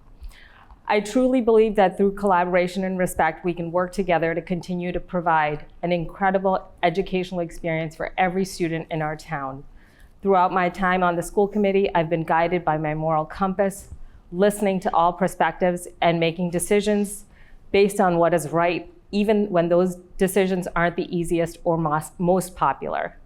I am committed to supporting our teachers. They are the heartbeat of our district, and their work is invaluable. As I have for the past 3 years, I will continue advocating for the resources and strategies that have the greatest impact on our students and our teachers. Thank you. Thank you. Next, Ms. Caldwell. Cherise Caldwell is a Milton School Committee candidate who brings a fresh perspective and a strong background in the for-profit technology sector. With experience in finances, project management, hiring, and team building, Cherise is well equipped to apply her skills in collaboration and strategic planning to support Milton's schools. She is committed to fostering an inclusive, forward-thinking educational environment where all students have opportunities and access to a quality education. Welcome, Ms. Caldwell. You may now read your opening statement. Thank you. So thank you to Milton Access, thank you to Milton Times, and to the members of the debate team. So managing a school district requires 2 modes of thinking. One is the long-term focus. So for me, that means focusing on the strength of academics, focusing on the mental health support for our students, and focusing on fostering positive school culture. And the other is a focus on dealing with immediate and critical issues that might pop up, like, for example, our budget issues and the search for a superintendent. I work in the for-profit tech sector, and in my leadership roles, I switch back and forth between both of these modes all the time. I anticipate needs and issues based on past data and planning. I work with other leaders on budgeting and finances, and on assessing candidates and their qualifications for filling open roles. I also help our team of engineers when something critical or urgent pops up. So for example, a systems failure or a production outage. I help resolve the issue and I work on solutions to prevent a recurrence of the issue. So my experience, my professional experience, I think will be beneficial to the school committee. And I am ready to, as my teenager likes to say, lock in. Thank you. Next, Mr. O'Neill. Dan O'Neill and his wife have 3 children, Vivian, a junior at the high school, Regina, a freshman, and George, a 6th grader at Pierce Middle School. The O'Neill family has lived in Milton for the past 15 years. Dan is a forensic accountant by profession and brings over 29 years of government auditing at the municipal, state, and federal levels. Currently, Dan is the Director of Compliance and Security at the Massachusetts State Lottery Commission, overseeing the anti-money laundering program. Welcome, Mr. O'Neill. You may read your opening statement. Thank you. I want to thank everybody. I echo my candidates here. I give them thanks. As just stated, my name is Dan O'Neill, and I'm running for one of the 2 open school committee spots this year. And I humbly ask for your vote. And you'll see why I'm going to earn it tonight. This is the 3rd time that I'm running for school committee. That's how much I believe that I have to offer, not only this town, but the schools themselves, as well as the students and the taxpayers. I'm a forensic accountant by trade. I worked 23 years auditing school districts, 40B construction projects, and municipality departments throughout the Commonwealth. I've also audited 40B developers, and I've returned with my team, when I was at the Inspector General's office, tens and tens of millions of dollars that were directly deposited into each town's affordable trusts. I'm also super excited to be here because the board that is consisted of now is primarily comprised of nonprofit professionals and educators. I'm an auditor. I'm a numbers guy. I would take that experience and I would apply it to the school committee day one. Thank you. Thank you. And our final candidate, Mr. Hutto. Nathan Hutto is a longtime public leader, town meeting member, and current Chief Operating People Officer at the Trustees of Reservations, bringing over 20 years of leadership experience in the nonprofit sector. A proud Milton resident, he lives in East Milton with his wife, Caitlin, an elementary school teacher, and their 2 daughters who attend Pierce and Collycott schools. Welcome, Mr. Hutto. You may read your opening statement. Thank you. Thank you to our hosts, and thank you to all of the Milton residents watching and who care so deeply about the results of this election. I'm Nathan Hutto, and I'm running for school committee. I'm running for school committee for 2 reasons. First, I care deeply about and invested deeply in the future of this town. Both of my children go to our schools at Pierce and Collycott. I own a home with my wife, Caitlin. It's actually the home that she grew up in that we were fortunate to buy from her parents when they retired. And I'm on town meeting, where I get to be involved in the policies and future of the town. Second reason I'm running for school committee is because our schools are at a crossroads. I've talked to many residents around town when I've been out knocking doors, and people are worried about the finances, the superintendent, the facilities, and the quality of our academic programs. It can feel like this is a set of crises that we have to overcome, but let's not let a crisis go to waste. There's a gold mine of opportunity and an opportunity for all of us and for school committee to change the direction of our schools. I am a chief operating officer and a chief people officer, and I've been doing that work for years, managing budgets, leading teams, hiring leaders, and I want to bring that professional experience to our school committee so that we can get headed in the right direction. Thank you. Thank you. And now let's begin the forum. We will start first with a question from Ms. Zoll, and will be asked first to Ms. Caldwell. Ms. Zoll, you have the floor. How should Milton approach the hiring of our new superintendent? What are some qualities you all are looking for? Thank you for the question. For hiring the superintendent, I think it should be a collaborative endeavor. So I think we should have the input of members of the community. And as far as what I'm looking for, transparency would be a huge one. I want someone who can foster a collaborative relationship with the stakeholders, so the principals, the teachers. I'm looking for someone with a strong finance background who understands budgeting. And it would be great to have someone who has experience managing a district that is going through, some financial difficulties. Someone who's seen that before and navigated the complexities of that. Also, someone who has experience with building a new school and dealing with overcrowding, I think would be great. And for me, lastly, but certainly not least important, would be someone who's dedicated to the academic excellence of a district, so who understands the importance of the students having access to the excellent resources and tools in order to achieve their goals, and also making sure that that is equitably accessible for all students in the district. Thank you. Next, Mr. Hutto. Thank you. We have an opportunity to hire the chief executive of our district, and this will be the 6th or 7th superintendent in as many years.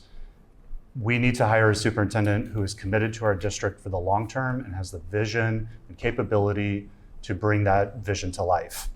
As a chief operating officer for many years, I've hired numerous senior leaders. I currently manage 10 vice presidents and have hired, managed, and evaluated a number of leaders across my career, including superintendents. And I intend to bring that experience to the school committee. There's 3 things I'm thinking about in how we hire the next superintendent. First, I want to hire somebody who has experience modernizing a school district like ours. Milton Public Schools offers great academic programming and school services, but we can do better.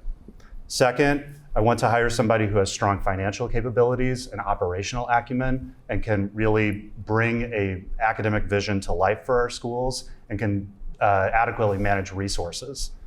Finally, I want somebody who has experience in Massachusetts, working in a town like Milton, and is comfortable navigating our public boards, our community, and the type of input that our residents expect to have in our school system. Thank you. Thank you. Next, Mr. O'Neill. Thank you for the question. The ideal candidate would be somebody who has the experience in finance, who knows how to put together a budget, who would work with the school board, and someone who is not afraid to speak their mind.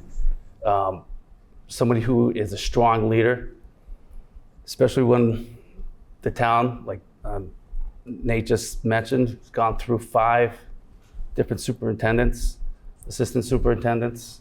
You need somebody who is willing to fight for the students, and especially fighting for the special ed program. You also need somebody who's willing to call out other board members and not be intimidated by people on the school committee. Somebody who's going to challenge the school committee. And I think that with my experience working in the government areas here in the Commonwealth, I think that we can find that right person who's right for Milton. Thank you. Thank you. Finally, Ms. Varghese. So I was actually part of this process when I first started on school committee 3 years ago. At the time, we were tasked with hiring a new superintendent. I felt at the time that we rushed the process and went straight into finding a new superintendent. I had recommended at the time that we hire an interim and take our time finding a new superintendent. But unfortunately, I didn't have the support on the board at the time. And I felt like we rushed through the process. And when interviewing, and I was on the screening committee for the for our previous superintendent, and as much as I've heard my colleagues here on the candidate forum speak about all the great things that we have to look for in a superintendent, sometimes it's very hard to find that. And sometimes people look great on paper. The challenge is, what I would really like to see is not someone just who looks great on paper, but really who's someone who can lead and has had the experience of a sitting superintendent, who's led a district and is not afraid to speak up and isn't afraid to lead. That is very hard to find. So I really want to make sure that this time around, we take the time. I'm really excited that we have recently appointed an incredible interim superintendent who has a lot of the great qualities that I think Milton would really benefit from. And I hope to learn a lot from him. And I hope our committee learns a lot in terms of leadership and what we should really look for Milton specifically. Thank you. Thank you, candidates. The next question will be from Ms. Carroll and will be asked first to Mr. Hutto. Do you support the $9.5 million override for the town's school budget? And what factors went into your decision? Great question. I do support the override for our school, for our town, and for our school budget. And there are a number of factors that went into that decision. First of all, without an override, our schools are facing devastating cuts to staff and services. I think the latest number from the school committee is north of 75 positions being cut.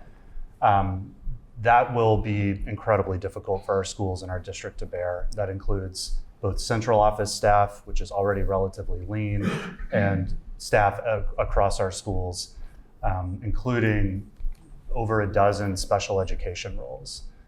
That will result in really difficult degradation of services and learning opportunities for our students. The thing that the town needs to understand is that we didn't arrive here because of some misconduct. We didn't arrive here only because the school committee didn't fully manage the budget. We arrived here because of a systems failure across the town. A structural deficit at the town level that the school committee is undertaking, a revolving door of leaders, and a school committee and district leadership that didn't properly manage our budget. We have a chance with the override to fund level services and get back on track with our school operations. Thank you. Thank you. Mr. O'Neill. Yes, I support the override. It's a big number, $9.5 million. 5.7 of it is from the school department itself. And I'm not here to pile on and point fingers at people to blame for this override. I just think that there's been a huge lack of transparency in the budget itself and putting the budget together. And then also, either way, if this override goes for or if the town votes against it, going against the override is going to devastate children, especially those children that are they're in the special needs program, as well as students that are on the individual education plans. Even though you pass that override, we're still not going to be out of the woods yet. You're looking at making up approximately $3.5 million that the town has lent to the school department in order to patch the holes in their budget. Again, my theme here is you've got to have professional auditors, finance people on that board.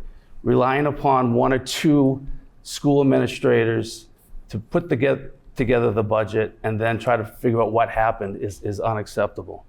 So yes, I do support the override. Thank you. Thank you. Next, Ms. Varghese. I absolutely support the $9.5 million override. In fact, when it was brought to our committee that we might have to go with a number that was lower than that, I was the one that advocated to include some of the needs-based requests to make that the 9.5 and make that the new level service budget. I was the only member on my committee last year to advocate putting an operational override before a new school debt exclusion override.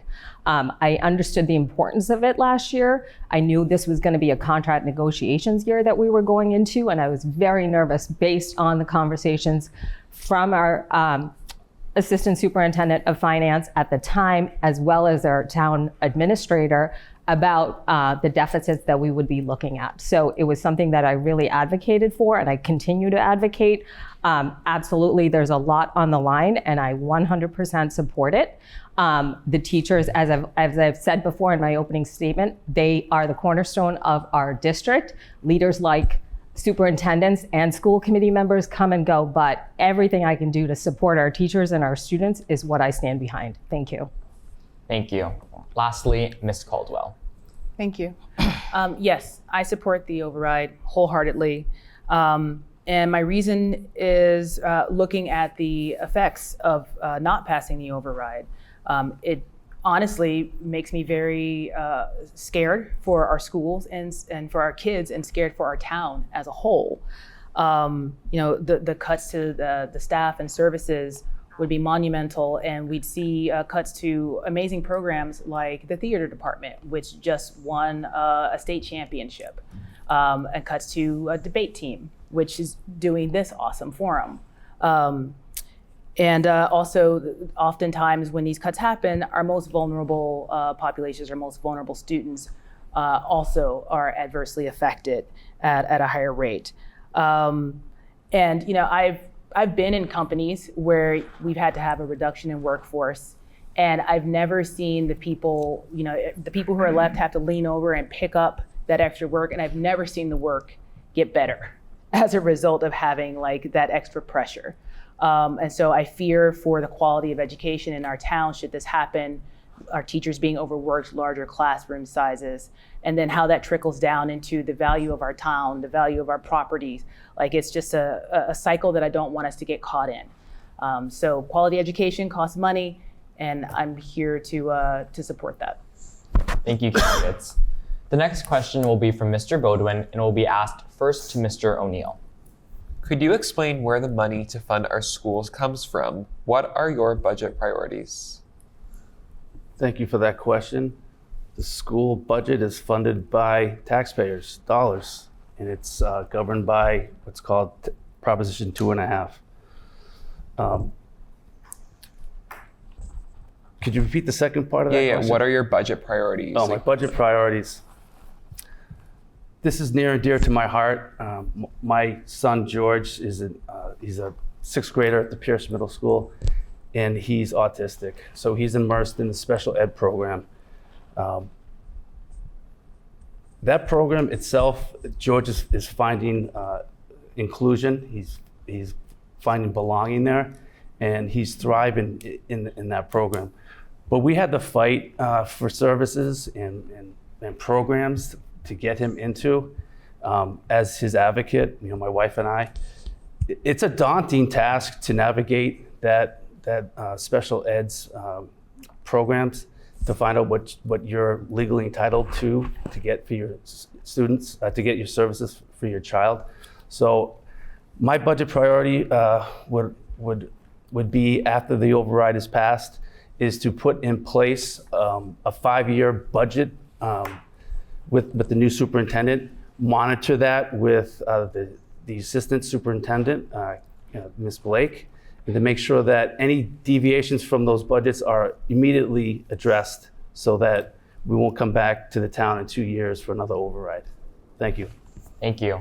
Next, Ms. Varghese.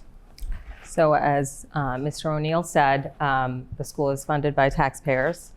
In terms of budget priorities, I support all programs that directly impact our students, whether it be theater, debate, sports, interventionists. I advocated for the new ELA curriculum that was originally on the needs-based budget and now has been included in our new level service budget. I also advocated for interventionists, for us to include that in our as part of our budget over the last 3 years. For example, we have a dedicated math interventionist at each of our elementary schools, which is not the case 3 years ago. We had one that traveled between each of the schools. These programs are so important to help our students so that they have the support they need and are provided the resources that they need so they can all thrive. These are things I absolutely prioritize and will continue to prioritize. We will work with, and we have actually already started looking at areas where we can find efficiencies so that we can make sure that none of these programs get cut, because sometimes the impact of those decisions that we make today can really, really impact tomorrow. Just like some of the decisions that were made during COVID that our students are still behind from. Thank you. Thank you. Next, Ms. Caldwell. Thank you. So I've done a lot of research in this job that I want to have. And my understanding is that the money that funds our district comes from actually sort of two places. There's money that comes from the state level, so there's a Chapter 70 funding, there's a Title I funding, and some federal funds that come in, and there's also money from property taxes that attribute to our school's funding. As far as what I would like to prioritize with budgeting, one of the most important things, as I've said, is long-term forecasting. So looking forward into the future to see what we can expect to spend in 5, 10, 15 years, that sort of thing. Creating a stabilization account so that we have money on hand for emergency situations. Spending money on special education. I think that it would be great if we could bring some of those services in district and accommodate more of those students in Milton rather than having to send them out for out-of-district placement, which is ultimately more expensive. And closing the achievement gaps for our students. So early intervention to identify areas that could be worked on earlier on in the process. Thank you. Finally, Mr. Hutto. Thank you. My fellow candidates are correct on where the money comes from, so I won't repeat that. In my professional life, I spend almost all of my time building and managing budgets and deploying those resources to achieve our goals. And I'll bring that professional experience to the school committee. The first step in building a budget doesn't really have anything to do with the money itself. It's agreeing on what your goals are. And if you don't have goals as a district, then your budget will just be the same as last year, plus 2.5%. It will be a rinse and repeat process. So my first budget priority is agreeing on what our goals are that we want to fund. And then building a multi-year budget to help achieve those goals in the long term. The vast majority of Milton's town budget and school budget is dedicated to its people. That's our biggest investment. And that's where I would want to pay very close attention. Are we using those resources to hire and retain the best teachers possible and deploying our staff across the district to meet our goals? Are we empowering our teachers and instructional staff with the curriculum that they need? As Ms. Varghese mentioned, the school committee has funded a new literacy curriculum, which is badly outdated and in need of replacement. And that's true in a couple of our curricular areas. Teachers need the tools to deploy their knowledge. Thank you. Thank you, candidates. The next question will be from Ms. Jane and will be asked first to Ms. Varghese.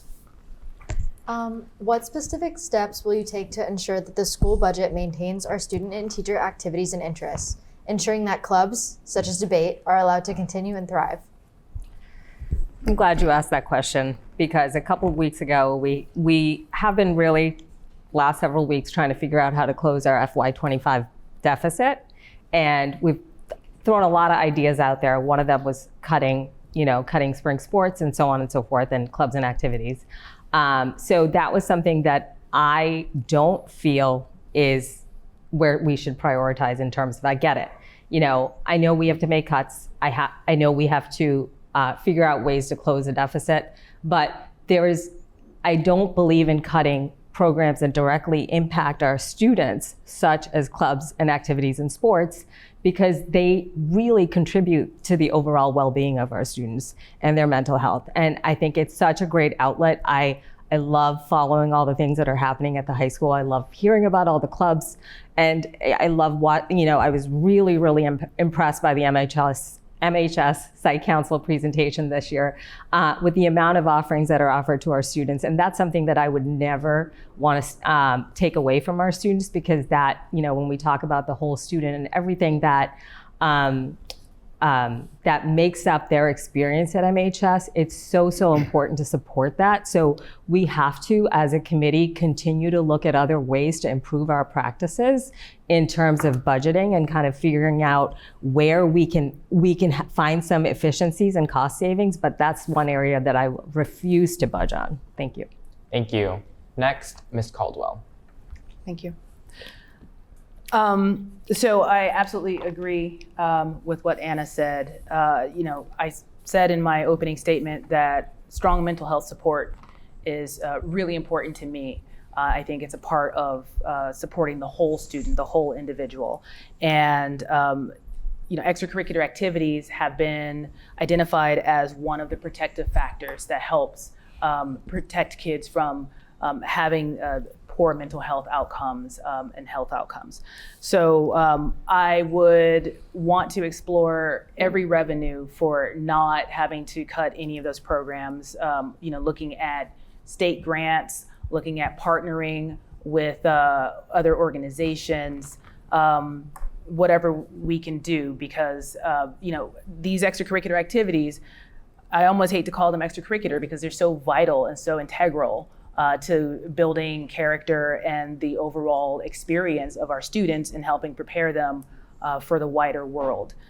So I would definitely support every avenue, every exploration of being able to keep those programs intact and available to all of our students. Thank you. Next, Mr. Hutto. Thank you for the question. I agree with Anna and Charisse about this. I would be very committed to continuing to fund and find ways to even expand these offerings. A little secret about me, I was not a great academic student when I was in high school. My grades were not great. The thing that kept me in school and kept me engaged were these extra programs. I was in sports, I was in theater, newspaper, yearbook. I started my high school's first environmental awareness club. These were the things that grounded me as a student and kept me tethered to my friends, my staff, and the building that I spent all of my time in. So these types of activities are very near and dear to my heart. Our students and our staff and our students' families can count on me being a presence in our schools, to be someone who listens to what is important to you, and to bring that back to the school committee. And it's the school committee's role to ensure that our resources are allocated fairly, responsibly, and in a way that prioritizes the needs of our community. And for our students, having meaningful activities that draw them into our school and help build strong relationships is an essential thing that we have to fund. Thank you. Thank you. And lastly, Mr. O'Neill. After school activities, sports are healthy for the body and for the mind, and not finding the funding in order to make sure that those programs are not cut would be a huge priority if I'm voted on the board. My two daughters play high school sports, lacrosse, and they play volleyball. And I can just see that them blossoming out on the court and on the field with their teammates, forging friendships, learning about teamwork itself, the camaraderie that you get playing sports. It's goal-oriented.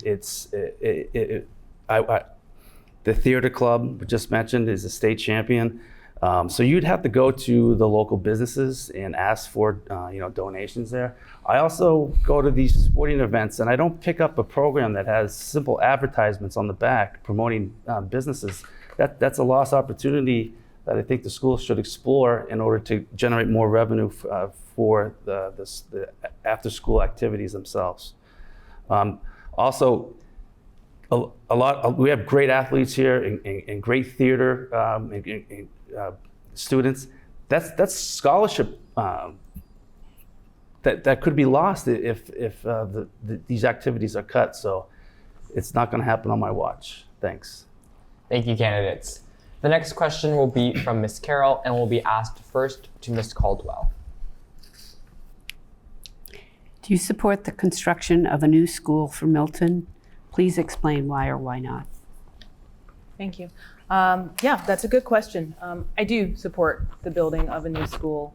My understanding is that our schools are woefully undercrowded. And, I have a 13-year-old at Pierce Middle School.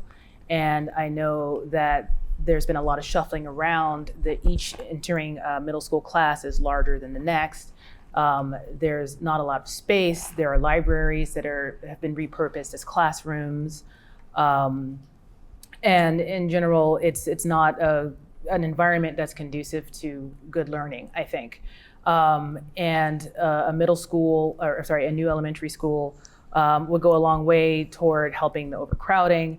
And I think it's a smart thing to do for our district. I think it's going to help us maintain our current level of academic excellence and improve upon it, because we can have smaller classroom sizes, which would obviously be of assistance in that endeavor. And it just makes sense. At some point you do reach capacity and you have to make allowances for that. So yes, I am in favor of a new school. Thank you. Next, Mr. Hutto. Yes, thank you for the question. As Ms. Caldwell mentioned, there are space constraints playing out across our district that are impacting student learning and teacher experience. There's examples of these in all of our schools. We have libraries that are converted to classroom space. We have teachers' offices and teachers' lounges that are converted to learning space. And there are examples in every single school. There is impact on special education, where we have special education services being delivered in hallways, in closets. Our lack of space has meant that we have had to face more out-of-district placements. So for special education students. And so it is impacting every facet of teaching and learning. It's important for people watching to understand that our application to the Massachusetts School Building Authority to build a new school has been accepted. This is a quasi-state agency, and this means that they agree that there are facilities problems in our district. And if we go through the process successfully, we'll fund hopefully some portion of the cost of our school. So I'm grateful that we have that extra time with MSBA to evaluate and get the numbers right, get the costs right. I do support a new school. I think it is the clearest path to improving our facilities problems in the district. Thank you. Thank you. Next, Mr. O'Neill. I don't know if this is a good thing or not, but I've answered this question 2 times already when I ran. Yes, I am in favor of a new school for Milton, but you got to have a plan on how we're going to pay for it. As Nate just mentioned, the School Building Authority is going to reimburse the town 45% of a new building itself. It doesn't take into account the site prep work. So you're looking at, I'm going to say conservatively, $170 million school that has to be built with the reimbursements from the state and cost overruns. You're going to be looking at a $110 million project that the town's going to be on the hook for. You need a superintendent to be hired that is going to advocate for that school along with the school board. If I'm on that school board, I'll do everything in my power to make sure that it's financed correctly, that it's built on time, and that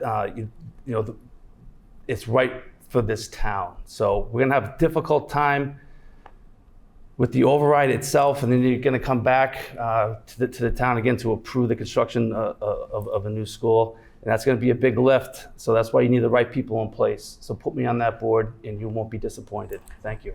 Thank you. And finally, Ms. Varghese. So, as you all know, space has been a concern in our district for a very long time. During my second year, I decided to join the Facilities Advisory Committee, where we got a chance to tour all 6 schools in our district. And when I saw that 4th floor attic space of Cunningham and Collycott, I really, really wanted to make that into a space because our library, as Mr. Hutto mentioned, has been converted there into classrooms, and it's been, our rooms have been chopped up, our closets have been converted to offices. So what we did was this past winter secured $5.5 million to renovate both the 3rd and 4th floor of Cunningham and Collycott, so that we could have a new library, 4 additional classrooms, several office spaces, several collaborative spaces for our students and our teachers. This was something that I looked at as a short-term project because we talk about a new school, but a lot of things are out of our control. And I wanted to make sure that we were doing something right now so that in the foreseeable future. So with renovations slated for FY26 and FY27, we're hoping to have those spaces completed. Although my primary focus has been short-term space, I've also really respect the work of the school building committee, and I look forward to hearing more about the proposal from MSBA. And also, thank you. Thank you, candidates. The final question will be from Ms. Soul and will be asked first to Mr. Hutto. How will you advocate for more equitable funding, especially for students who need additional support, namely IEPs, English learners, etc., and maintain the integrity of DEI programs? Great, thank you for the question. So school committee's role, the school committee plays 3 important roles. One is around policy and strategy. One is around building our budget and deploying those resources. And another is hiring the superintendent, managing that person, and appointing their principal deputies. So I can answer your question by talking about those 3 important roles. On the policy side, we should have policies in place and a strategy in place that is meant to close achievement gaps between students across our district and within our district between schools. And we should have goals around that. I mentioned earlier that a budget building process begins with goals. We need to have goals focused on closing achievement gaps. Second, when we hire a superintendent, I would like to hire a superintendent with experience delivering equitable education across the district, closing achievement gaps in districts where those existed, and putting in place policies to promote the diversity of the community that the schools represent. And finally, around resources, resources need to be allocated equitably across the district according to where they're needed. We spend a lot of money on human resources, and we should think about how teachers are distributed across our district to drive learning results. Thank you. Thank you. Next, Mr. O'Neill. Could you repeat the question, please? Oh, yeah. Sorry, let me pull it up. How will you advocate for more equitable funding, especially for students who need additional support, namely IEPs, English learners, and more, while also maintaining the integrity of DEI programs? Thank you for that question and repeating it for me. About 18% of our budget is dedicated to students that are enrolled in IEP and in the special education program. That is, just last year, students enrolled in this program went from 500 to approximately 800 students. That's a big jump. That's a lot of learning loss, and what would be, it's a huge need is to get the math interventionalists and reading specialists and behavioral interventionalists into the elementary schools as early as possible. Also testing, early testing of reading and math and making sure that you identify the students that may be a little bit behind and get them up to speed. I'm really great to see that they're using the DIBEL testing now and identifying, at-risk students. So the equity portion of it is huge because, as I mentioned before, my son George is a special needs student, and that belonging and inclusion aspect of it is super helpful for his mental health. And with the superintendent, with the strong leader, with the strong superintendent as the leader here, I don't see the the special needs program, I see it being bolstered. So thank you for that question. Thank you. Next, Ms. Varghese. So I'm really glad you asked this question as well. I have always advocated for extra support for our students, whether it's through interventionists or additional support for our students on IEPs and out of district and in district. That is something that's absolutely necessary at the elementary school level because early intervention is so important. Because of that, we've added the number of interventionists that we have at each of our schools in the last several years because it really impacted our students and where they are because those problems don't go away as you kind of push off on those and kind of kick the can down the road, as they say.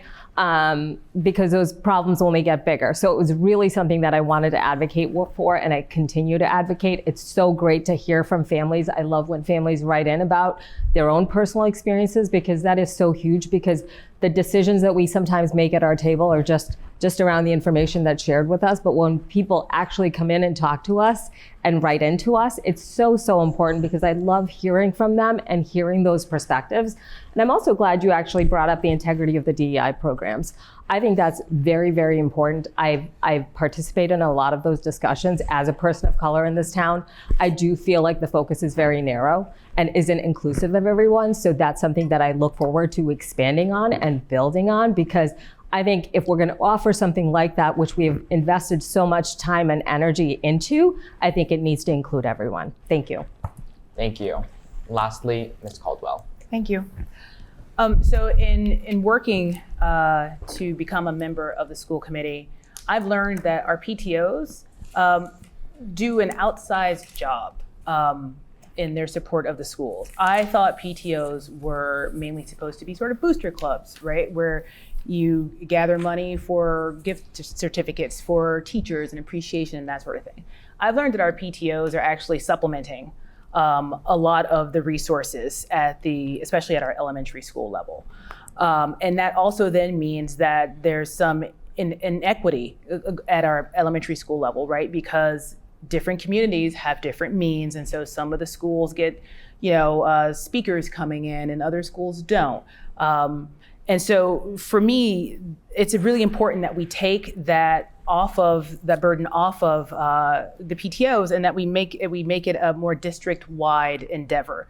And that includes hiring a superintendent, as I said earlier, for whom equity is an important marker, is an important target when working in a district. I think that equity should guide all of our policy development, our budget and resource allocation.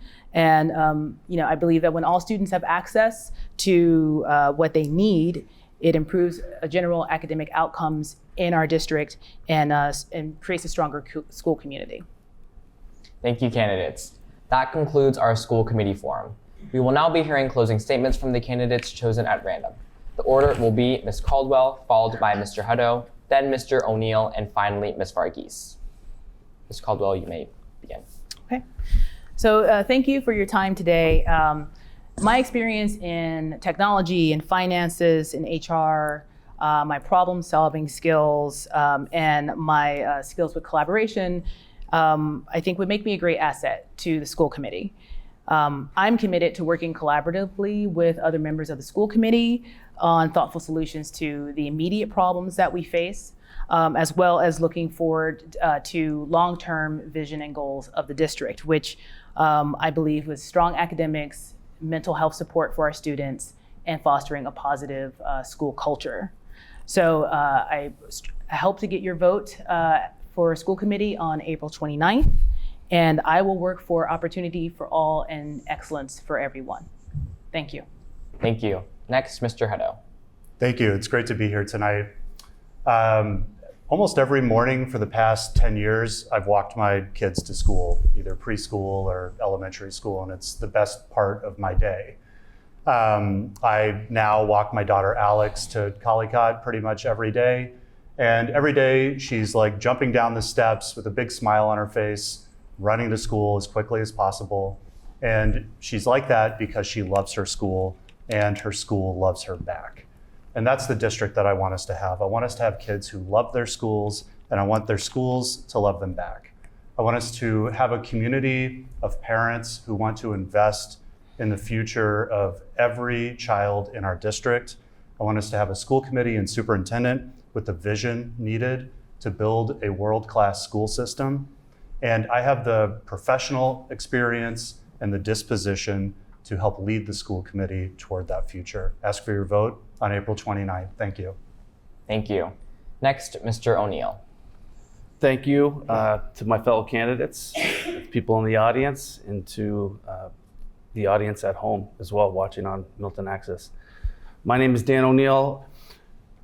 I'm running for that one of those two spots on that school board. I am an experienced government auditor. I do it for a living. I've done it for 29 years. This school board, as it is consisted of, is primarily is comprised of nonprofit professionals and educators. That's great, but you need somebody like myself to look at the books. So if you want an auditor for free, you're going to vote for me. Thank you. Thank you. And finally, Ms. Varghese. So I have grown a lot these past 3 years. I came on the committee and I was, the quiet one, and now I finally have found my voice, I would say. I have learned the importance of listening. I have a great relationship with my colleagues on the school committee. We listen to each other, we learn from each other, and it's been a phenomenal experience working with them. It was scary at first, as I mentioned, but this is something that I hope to pass on to my kids, which is speaking the truth no matter what, even if you're the only voice sometimes, and standing up for what you believe in. It is so absolutely important. And sometimes I might not have everyone agree with me on what I feel is right, but I stand behind my votes, and I stand behind my decisions because I know what I say today will impact tomorrow. And that's how I take every decision that I make on school committee. I'm always looking out for what happens down the road with the decision I make today. Thank you, and I hope I can have your vote on April 29th. Thank you. And that concludes our evening. Thank you to all the candidates for participating in tonight's forum. Our next forum will be 1 week from today, Monday, April 14th, live at 7 p.m. on Comcast 22 and our Facebook and YouTube pages. The forum will feature candidates for Park Commissioner, Board of Health, Housing Authority, and Planning Board. I'd like to remind everyone that the annual town election is scheduled for April 29th. Tune into Comcast Channel 8 on Tuesday, April 29th at 8 p.m. for live election results. Thank you again to all the candidates for participating tonight, and thank you to the viewers for watching. Have a pleasant evening.